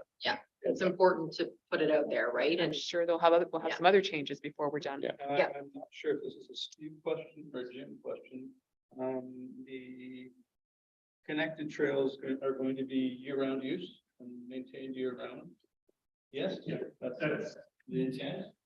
We've identified different categories of trails on the overall trails plan, but the ones that we talked about so far tonight, yes. Okay, so that would be, unless you're talking about winter cricket, and winter soccer, it would be more advantage to have the trails going to be accessible year round as opposed to just seasonal sports, that's all. So I think the existing sections there, it's actually a bit of a good news story because your existing parks are in reasonably good shape. You're not faced with a massive playground replacement programs downline, for example. Many municipalities have, a couple extra zeros on that bottom number for existing playground replacements, so. Now what you do have is some growing subdivisions where they're gonna just demand more and more locally that they want to park. And we have the land for it, so there's no shortage of land. Now we just need to allocate the development charges. Really the tough pill to swallow on that is when the development charges were set. Of course, the cost of developing parkland is over here, now it's over here. Things are costing a lot more money, so we reflected that in these numbers. But these would be expected to be, fully funded from development charges. The cost identified there is pretty full park development. Like they would have everything you find in a standard neighborhood park, plus a few extra bonus things. The one for Emerald Crossing is identified as being more expensive, partly because it would be further into the future. And also because that is a larger park lot and you'll get more community use there just by virtue of the commercial area being right next door. So those are well-planned parks before they go to development. You recommend that obviously there'd be an engagement with the residents within the development and kind of hopefully mostly a confirmatory exercise of these are the components that we would like, but it may result in some alterations in finalizing the plans for those parks. And then there's some trail improvements identified on page 31 as well. These are surfacing the Greenwood Ave linkage, Simon Street, which we already talked about. There is an opportunity. We've been in discussions with Stella Jones for a potential trail easement along the Besley Drain to connect the south end of the village over to Victoria Street. So Steve, quick question. When you look at lighting like you did on the Simon Street linkage, there are some other linkages that cross over that they get pretty dark, especially in the nighttime. And I'm thinking of the one that connects Greenwood Crescent, for example, with Greenwood Drive. The trail comes behind Greenwood Street there. Yeah. And it curves around the pumping station, comes down. That can get pretty dark at night. It's also a hill going down. What's the reasoning? Like, are we looking at places like that for lighting as well? And I guess I'll have to maybe throw that to Jim or you. Well, the cost estimates that we have here don't include lighting in this system. The only places where lighting is included in the cost that has been presented so far is where the trails are within the parks. So the trails within Greenwood Park, for example, there's some recommendations to add lighting for the park generally, which would also illuminate some of the trails. But for the most part, the trail system, the primary recommendation there is the hard surface them so they can be used year round and for more uses and are more resilient to wear and tear. But lighting will certainly add a lot to the cost.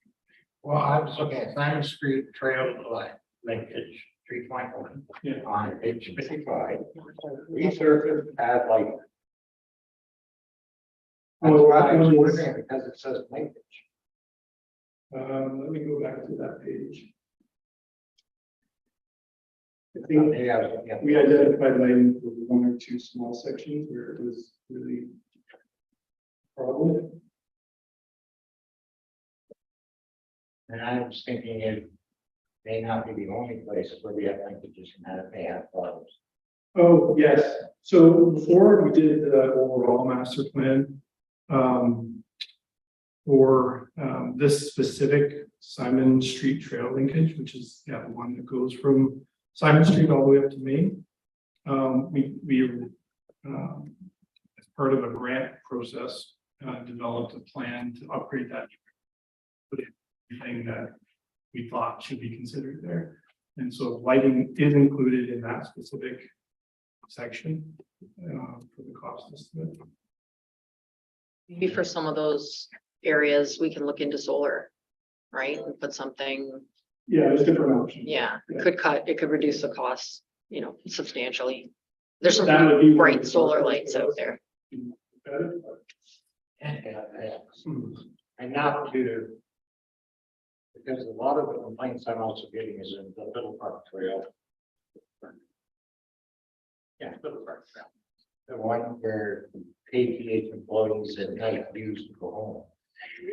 Lighting is sometimes an issue there as well. So those are the kind of things I was sort of trying to get my head spun around is when they're using the net now. I'm not sure if we're ever going to create a trail to walk from the end of the Fieldgate project sidewalk north to the lights, but if we ever do, that'll be another place where lighting may become an issue as well. So where we have, that's what I was saying, when we're looking at some of these trails connecting links, lighting does become an issue in more than one place. Well, for sure, it would be great to have it, Or when there's solar or whatever. The way that would be approached is for the sections that are quite dark and where it's expected or intended that you could have, in winter, it gets dark pretty early when you can have traffic in the dark hours, then you would get that quoted in the contract as a provisional item. And then if it's within budget, you say, okay, include the lighting. If it's too much, then you make it another phase to the trail improvement and then if in mind you can have it money for it, basically. But the overall message is not that lack of lighting preventing from doing trail surfacing that's needed. Yeah, I mean, in my mind, at least, the resurfacing would come first. Yeah. If we can add lighting to some of these sections that are used, more heavily than others at night, then sure. But I think that the first priority should be let's get them surfaced and, So through council's priorities, you again committed that enhancing Parks and Rec is critical. So I'd say similar to what we felt through Steve and he presented on the principles of the Fiddle Park development, that as opposed to us, we're hearing the message that Councilor Bernardo would agree, of course, if lighting can be, we just have some principles about trail connectivity. And if lighting is something that's important community-wide, we would build that into corresponding budgets for you to consider. But again, the critical thing is the hard surfacing. We also know, talk about quick wins, that with the redevelopment on the connecting link of Owen Sound, we have the capacity to save some of that surfacing and what we call like the shave and pave component of that. That will expedite and reduce the overall cost because we can apply that. It has life and longevity for storage, but it makes more sense to actually potentially, if the DCs support it, to bring back to you what this potentially could be done in 2023 yet in some linkages. So I think what we're hearing, and this is important, is that council prioritizes trail and connectivity, that you see it as a priority. It's a quick win in the higher scope of it. And then we would then create a plan, because as Steve said, this could be a 10-year undertaking across the board for all the capital. At least then we have some guidance for what we can actually achieve in 2024, which is reasonable, using our existing DC and potentially using some of the Owen Sound reconstruction to support the hard surfacing.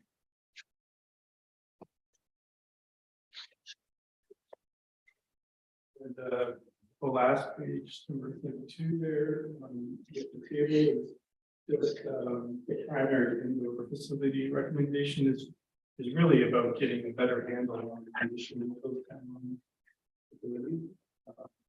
That's what a preliminary number of what those audits would cost for a new facility at the CRC. If we can get more facilities, included in that cost estimate, such as some of your washroom buildings in the parks and other structures.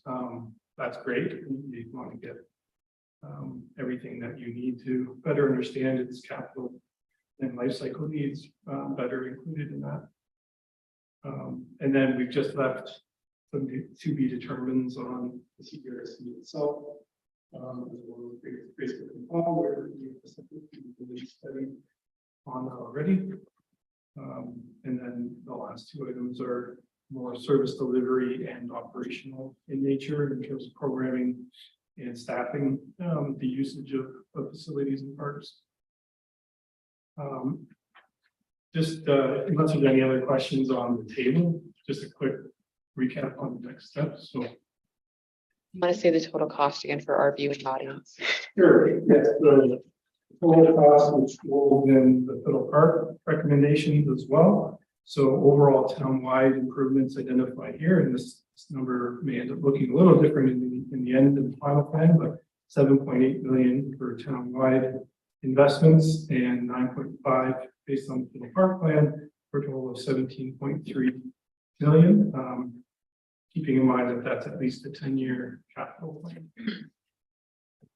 And so the next step would be, this will get more detail wrapped around it, in terms of some of the rationale and further work that needs to be done to implement it in the recommendation through this month and into next month, and having the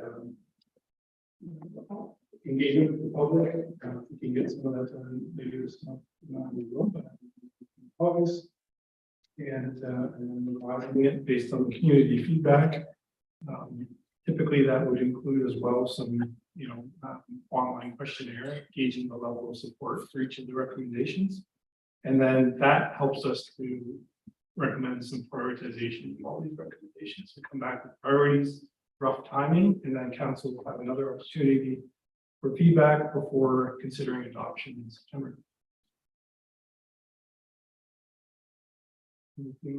Ready? A quick question in regard to the Fiddle Park development. Denise had mentioned that there was an opportunity to recover some of the shavings from the asphalt. I know two organizations at least that would love to have a paved surface under the pavilion. I know that's a hot button topic, but is there a possibility of? No, okay. Sorry, just to clarify, that wouldn't be the appropriate surfacing for under pavilion. I think we would want a concrete poured structure. The reason is that if you're loading and unloading, you need to have the weight loads. That's incorporated into the Fiddle Park, that there would be that surface created. We have to look at the pole barn, originally the footings, to make sure that, you just don't pour concrete and potentially the poles shift. But there's no doubt that it would bring an amazing addition and enhancement to that structure to have it hard surface. But shavings would probably not be the way we go with this.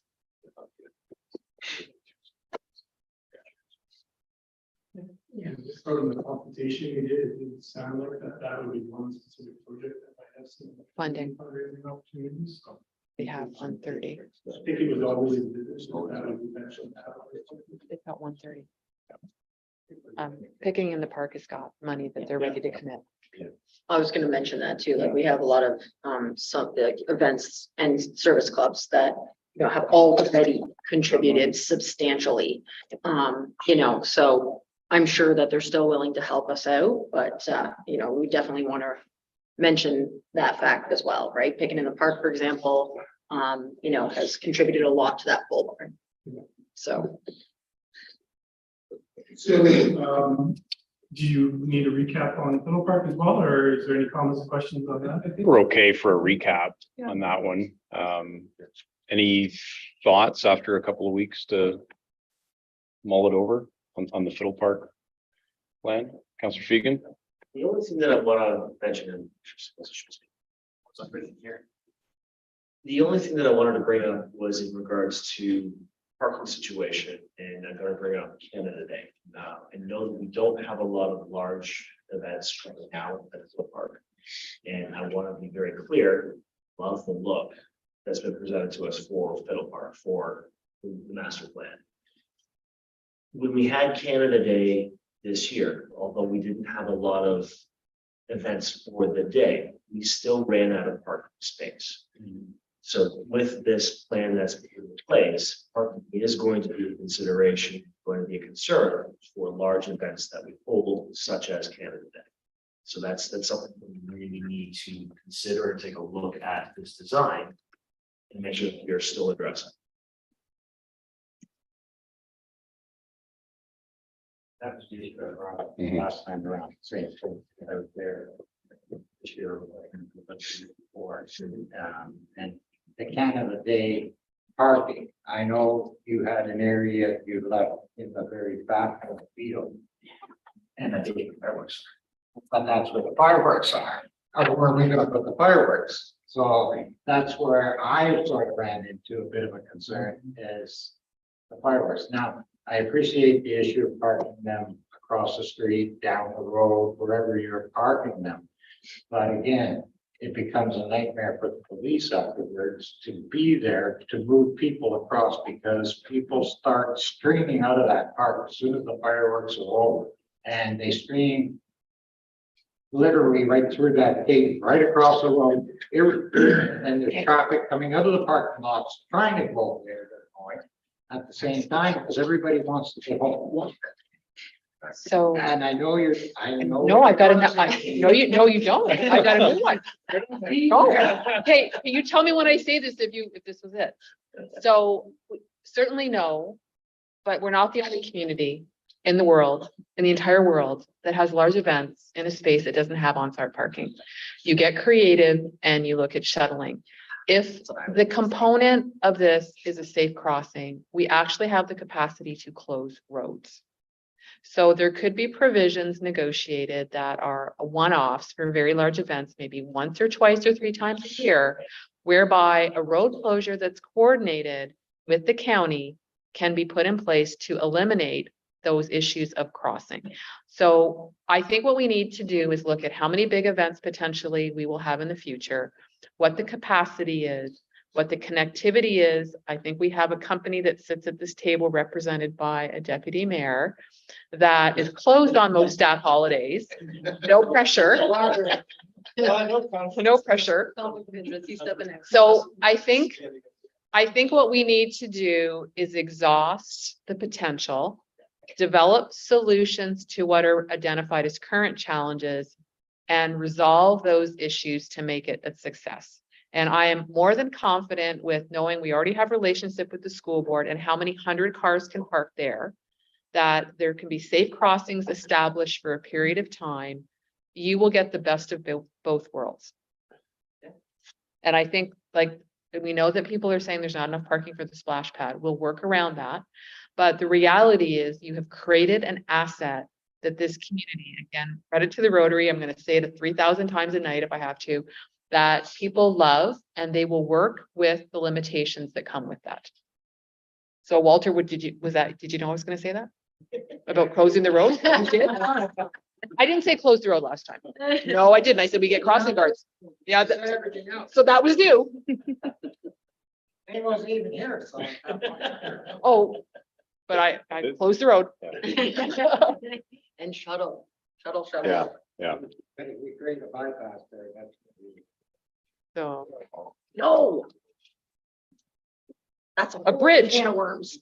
a bridge over the top from KTH. Councillor Bishardi. I was just going to say, I think we should maybe recognize that Shelburne Fire, local PP and the county ambulance were on site for Canada Day, and we should acknowledge their, yeah, they're always there, but they're It's always still good to acknowledge that they're there and thank them from the. being there, just while we're talking about it, large events. The fire tent was the most popular attraction, at least for a large portion of the day. And the chief said they ran out of the, literature and packs and stuff they hand out for the kids. So that was good. It was good. I think kids had fun checking out the truck, and Chief Snyder said when he was manning the booth, he sort of asked some questions of the kids before he handed the stuff over. Do you have smoke alarms? If there is something that happens in your house, does your family have a plan? And he said, sort of, as an aside, that most of the kids had better responses than their parents. They got a bomb shelter in the basement. Yeah. Can I bring up another point? Sure. On the middle part, that pavilion that's currently there, there were two people that did a huge amount of work to fundraise. I'm wondering about naming it Greg and Heather Pavilion. Right. Or just. There is a big sign in there But acknowledging the contributions thus far. So yeah, But like we name in the cash and Patterson. Yeah. But at the end, we can name that, but at the end, because those people did do a lot of fundraising. Through their events, name it. Back through the process. Yeah, there is a facility naming policy and whatnot, so yeah, That's how we did named Rotary Splash Pad the last Yeah. meeting. okay. Anything else specifically on Fiddle Park, or are we ready to kind of throw it out there and see what we get back? Okay, all right. Well, yeah, but So the point, just for the point, the plans are in the lobby. Yeah. So people will promote it. okay. Well, thanks, Steve. All right, you're done for the night. Okay. Safe travels. Come out of here. Run, Steve, run. Don't look back. All right, so the next report is from our Director of Development and Operations regarding the Connecting Link engineering authorization.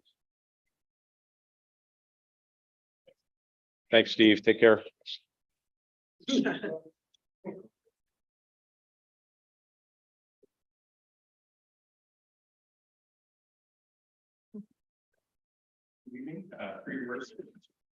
Staff, in the fall of, 2022, with council authorization, we did apply to the MTO Connecting Link funding for 2023-24.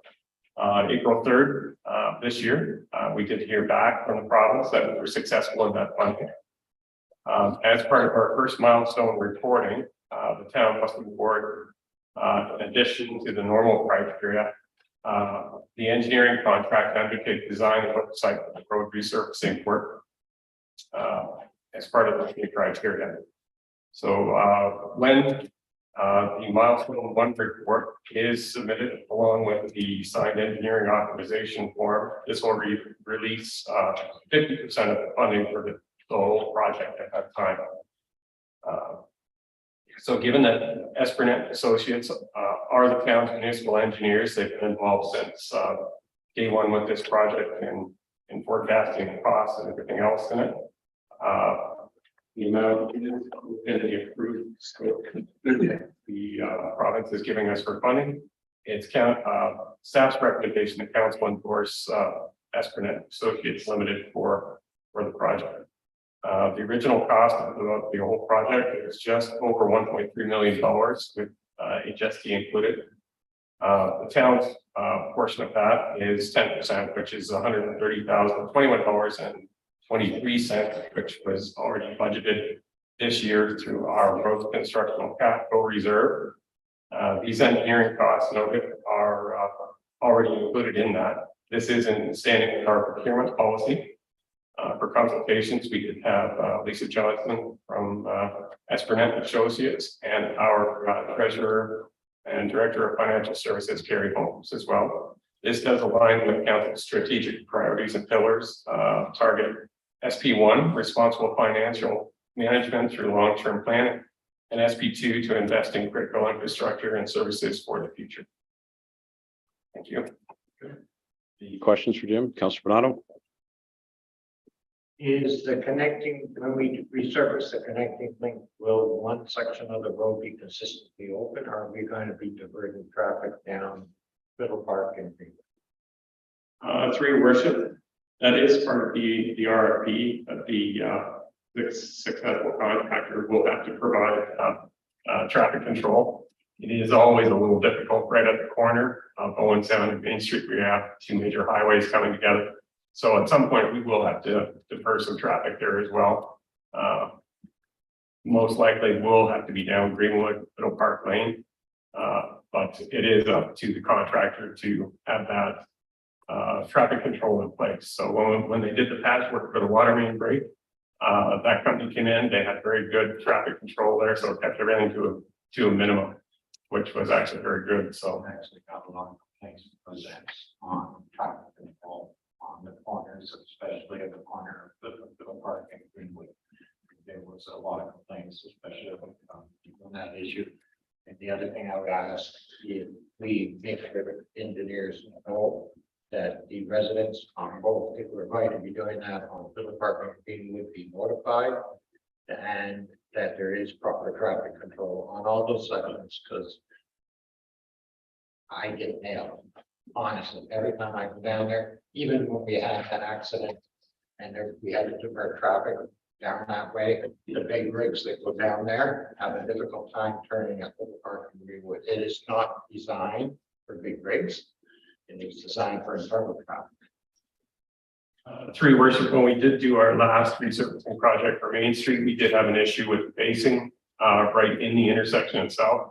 So that did take the better part of 3 days. So it was pretty labor intensive and there was a lot of traffic control issues at that point. But yeah, we're hoping to get that one corrected.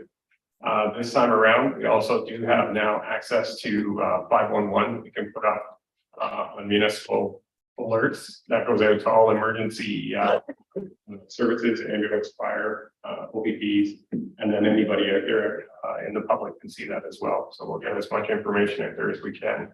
As we started, we did do the review of that last week with SBA and Associates. So to look at the Unilock as well as the storm catch basins, the route itself and everything. So they're preparing that RFP right now in anticipation of getting that underway this year and awarding it.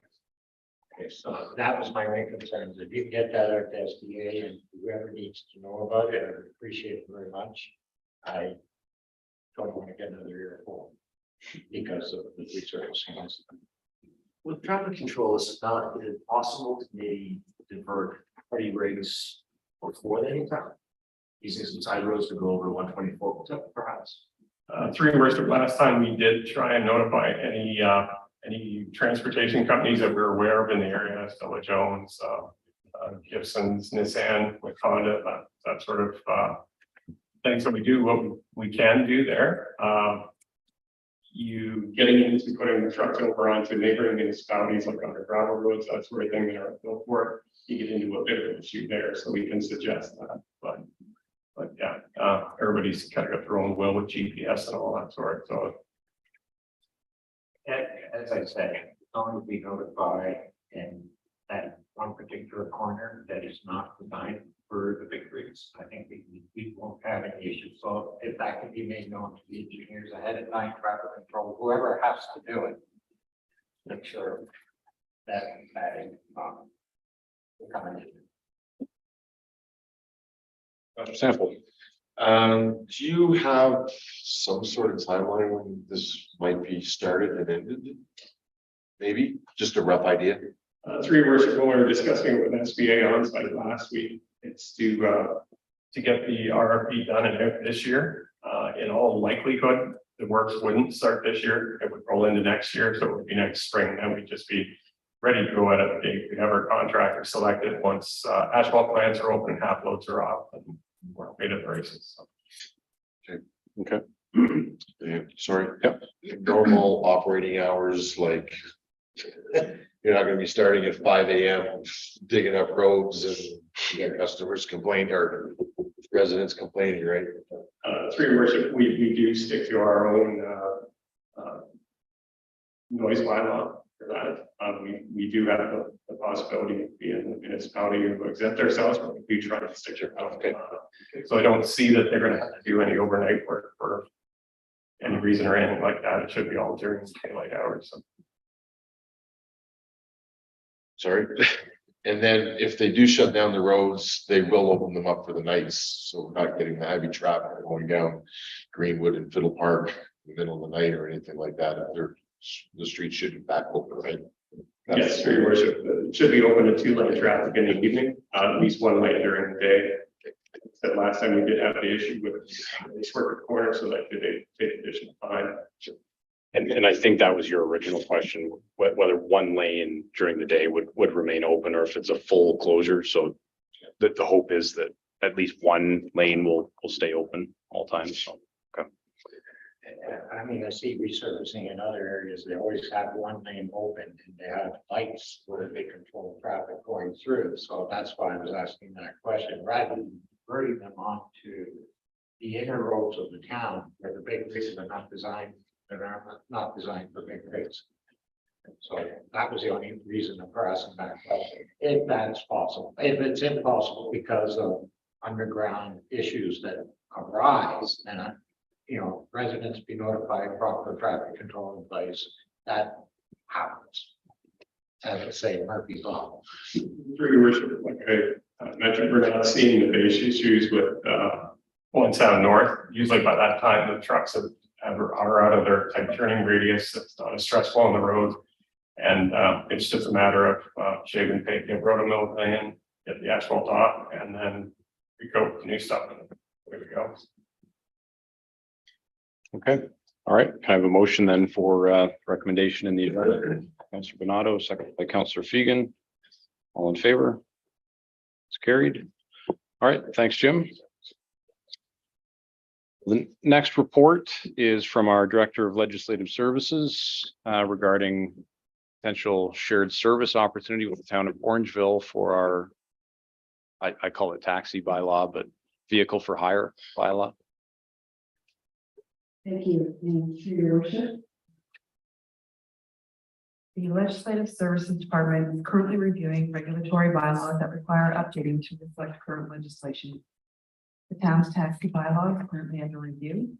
With recent updates to legislation regarding vehicles for hire, it has become apparent that a need exists to update our regulatory framework in regard to transportation network companies, as services are now being provided beyond the confines of taxis and limousines, and now include Uber and Lyft.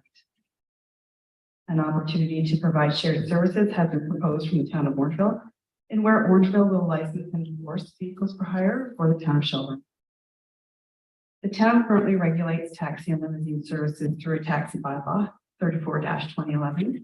Currently, there are 2 active licenses issued within the town of Orangeville, which expired July 1st.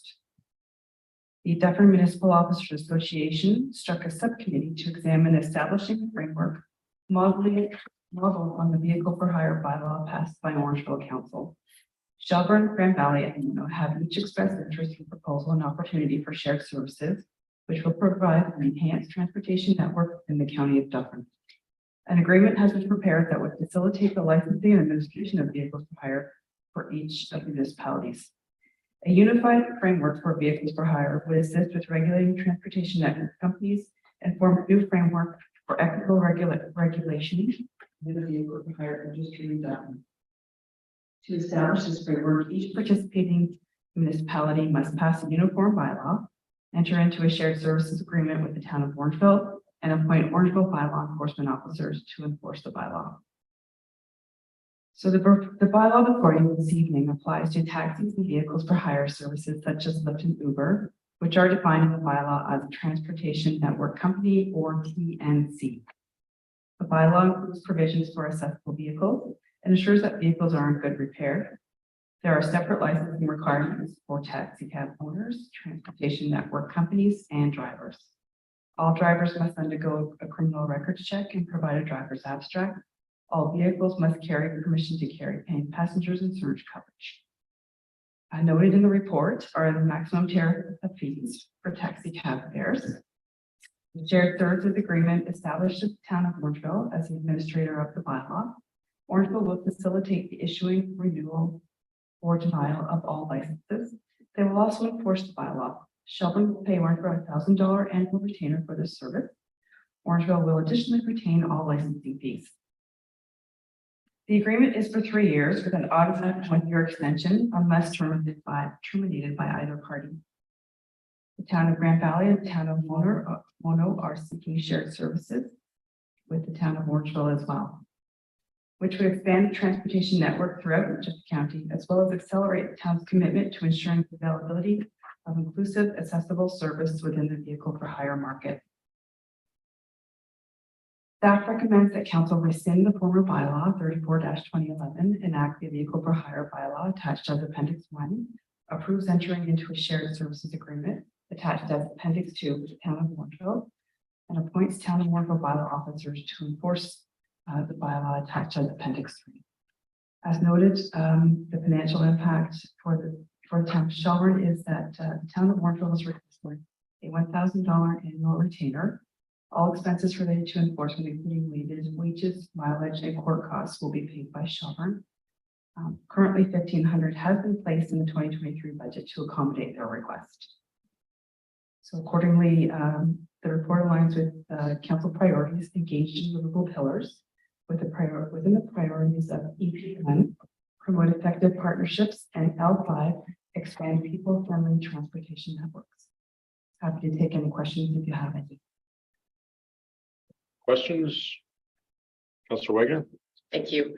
I guess one quick question would be, how does this affect the current licenses that we have in the town? So, is this new sort of collaboration basically going to follow the guidelines that we currently have so that, it won't really affect them? They just have to now apply in Orangeville as opposed to applying here?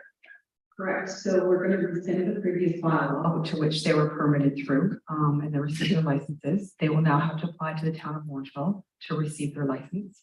Okay. This, in addition, it expands their services as well. It now allows them to pick up in Orangeville, Mono, and Grand Valley, would provide better transportation opportunity and probably more clients for them as well. Oh, that's great. I didn't, recognize that fact. So that's awesome. So, generally, just sort of the overall requirements are pretty much the same. It's not really going to change what they have to do in order to receive the license. Correct. Yes. Okay, perfect. And then just another one with regards to the fee that the license, or that they can charge. Was there any kind of sort of, I don't know, research done, I guess, with that number? Like, I just don't want to make them have to be stuck to a certain number, and then, maybe they have potential losses or something of that nature. And then how does that affect like Lyft and Uber? Because they don't really have a meter. I've never used one, so I don't know, but. They don't. So there are standardized established rates provided by the province, which are required to be followed. Okay. And that's in conjunction with the tax levy as well.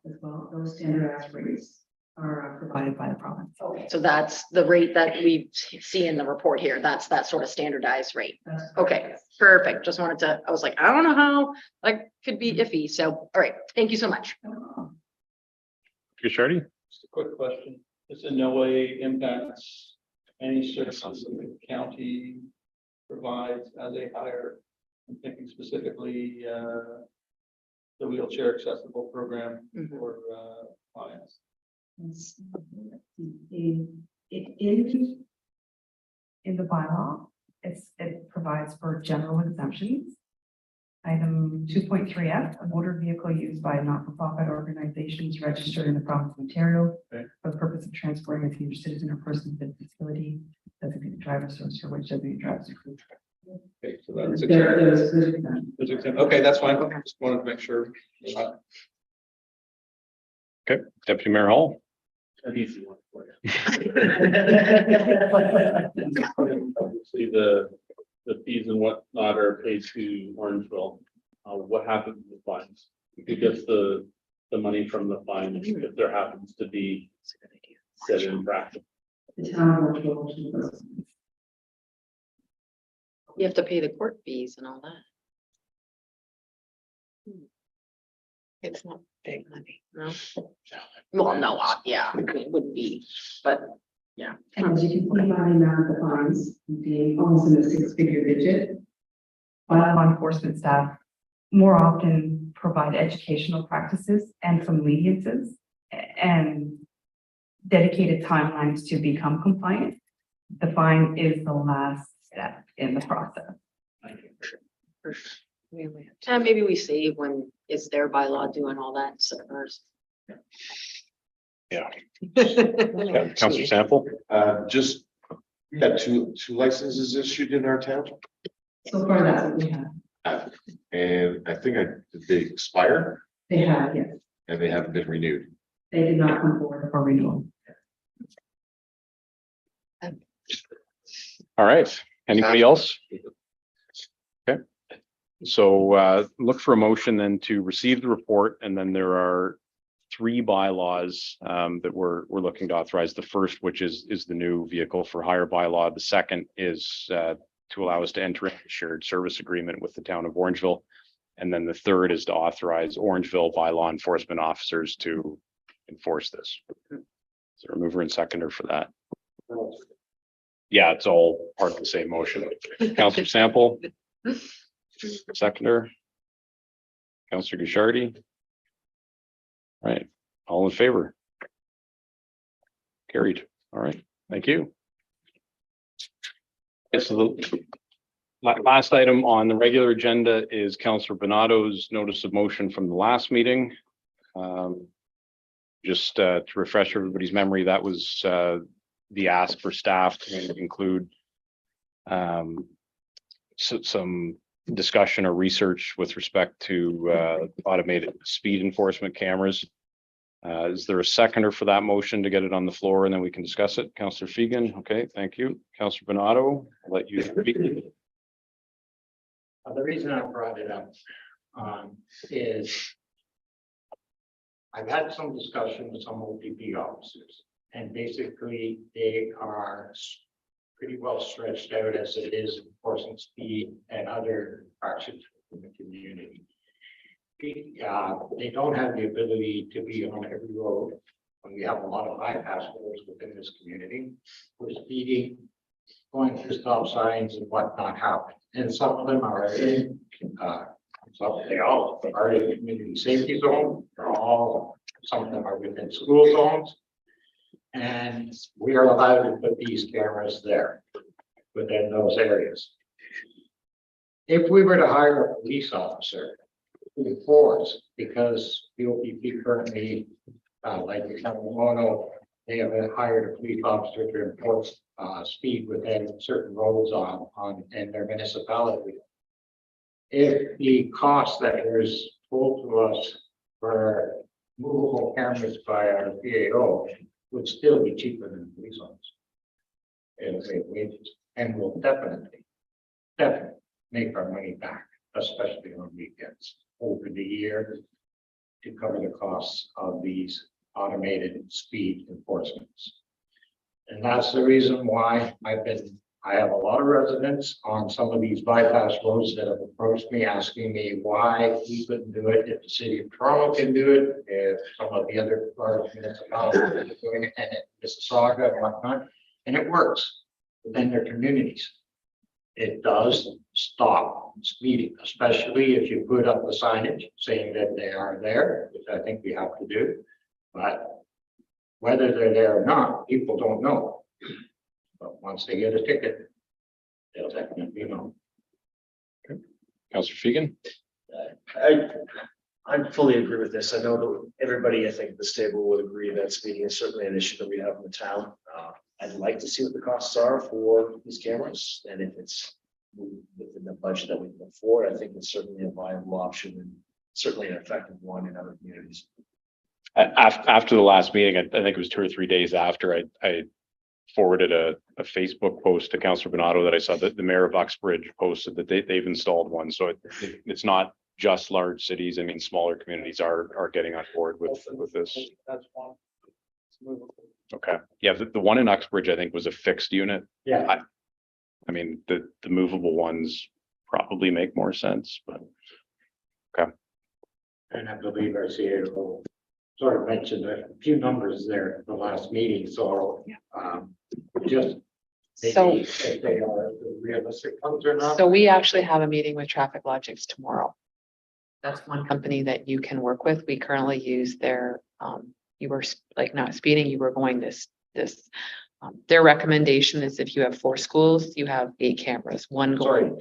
Their recommendation is that you have 4 schools and that's your community safety zone. A template is usually you have 8 cameras. So it makes more sense functionally if you want to keep them within your existing community zones to have them portable. There is a number of municipalities, and you have supported it, that are wanting to expand utilization past the community safety zone designation so that it can address probably more what our colleague municipalities are dealing with, is where there's a speed limit of 80, for example, and people are going well over that. And I think that corridor on those areas, this is a different experience. We have a couple of black cats. We do know where we have issues, but I guess in fairness as well, Sometimes there's a perception of speeding, which there's literally no indication based on the data that there is. There certainly may be one or two, but the majority of, for example, I think we were asked about Simon Street. And when we looked at it, it wasn't as catastrophic or as prevalent as people assume it is. We had one or two that, yes, they were over 80, but the majority were within the 40 to 50 clicks. So, so this company has also said that they're more than happy to come and present to council. But there are different models. There's where you self-administer it and then you incur all those administrative costs for recovery. There's models where you outsource it to a party where 50% of the costs or revenues are yours. And I also just want to be clear that while there is certainly cost recoverables, in the event that you do your job and eliminate speeding, there's no revenue, which is a good thing. But if you've got all this investment that you need to capture, you also need to be aware that you've actually created your demise on the financial sustainability of the program. So we'll look at everything. We'll bring back to you what reality, one camera, we're talking 33,000 basically on a mobile unit with data management. We rent it. No, that might be a question, it's a release option. I don't think there, I'll check tomorrow. Most likely, Technology does become Most- older and. most likely when we have this meeting tomorrow, and we actually invited the OPP to attend if they wish. I haven't heard back yet. And we'll have this company most likely then come back to council with a formal presentation in advance of the 2024 budget. So probably in September, so that you're truly understanding what this costs, where it would go, and what the potential revenue, like to the mayor's point, other municipalities are doing more than cost recovery, but it also means then you've got a serious issue too. And you want that to, I mean, there's things where you want it to actually become obsolete and no longer in existence, and that's your goal. Yeah. If your goal is to make money, then you're celebrating speeding. My goal is to make it safe. And we have enough streets, but I think by the time we move it around. Councillor Sample? Just a question. The signs that we have up there says flashing, you're speeding, you're speeding, you're speeding. Yes, you're speeding, slow down. Slow down. Do we get data from that? Yes, that's called a black cat. So, Yeah. so you're gonna bring that to us too, on some of these streets that have been flagged as our high priority streets that we've had these on. We have upsumable data that we can with. Jim can actually speak more to how prevalent and how many locations across the town we rotate these through and how we actually capture the data.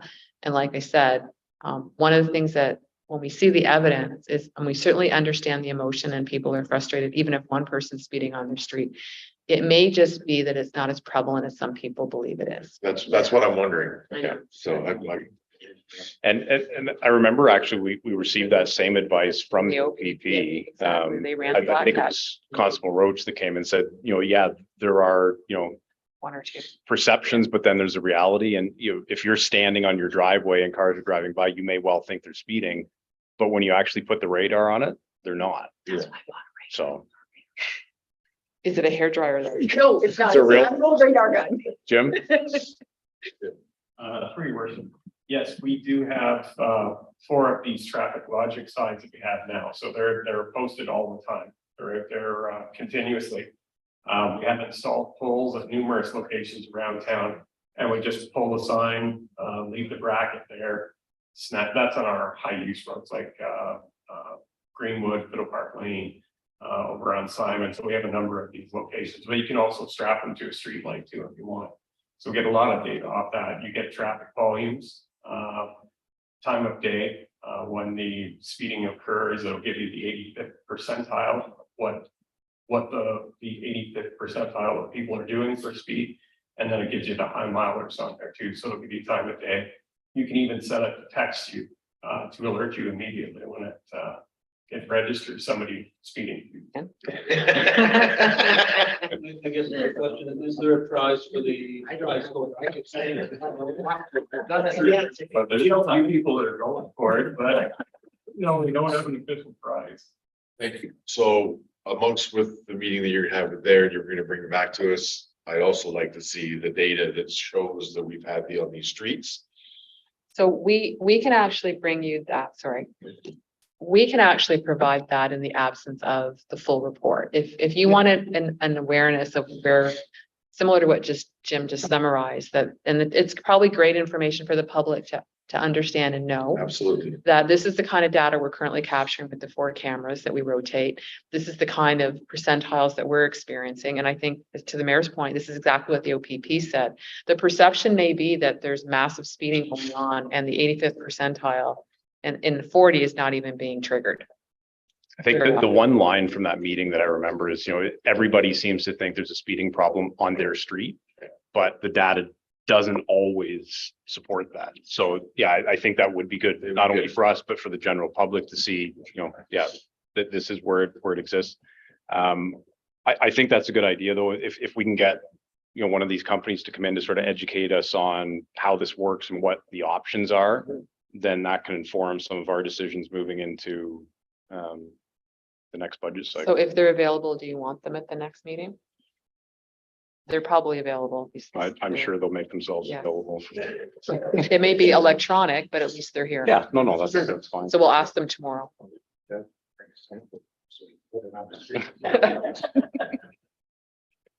All right. Okay, so we have the motion on the floor then. Any further discussion on it? All in favor? It's carried. Okay. All right, any notices of motion for tonight? No? I wasn't looking at you. I was looking at everybody else but you.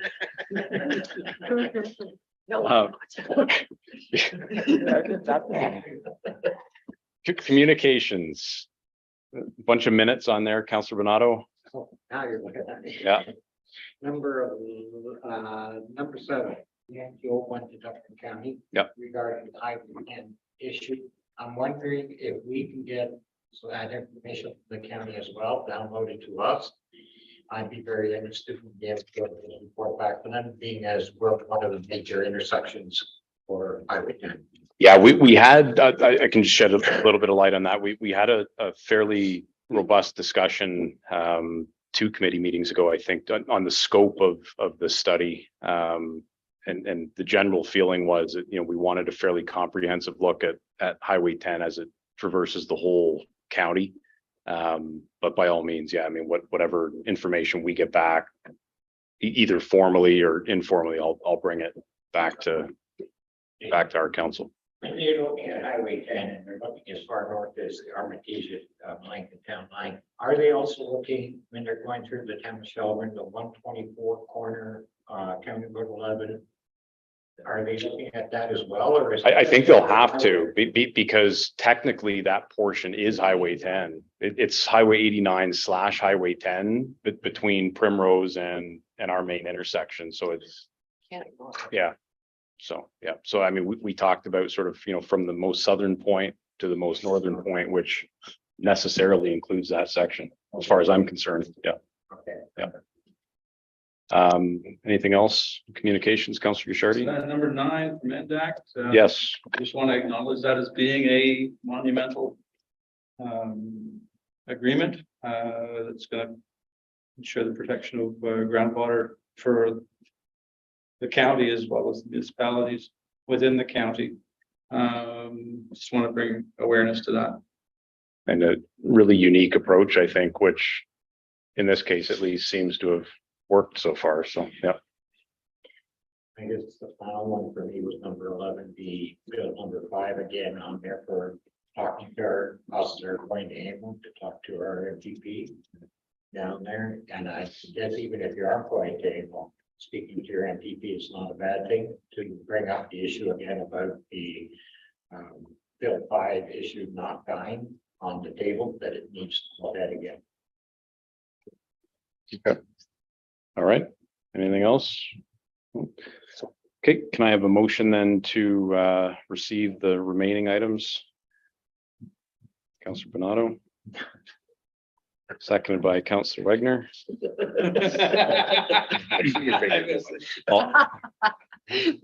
All in favor? Carried. Using my right hand. All right, and a motion for confirming bylaw. Deputy Mayor Hall, seconded by Councillor Sample. All in favor? And a motion to adjourn. Counselor Bernardo, seconded by Counselor Ghishardi. All in favor? Carried. I think I got everybody on the record there tonight at least once, so. We're all here.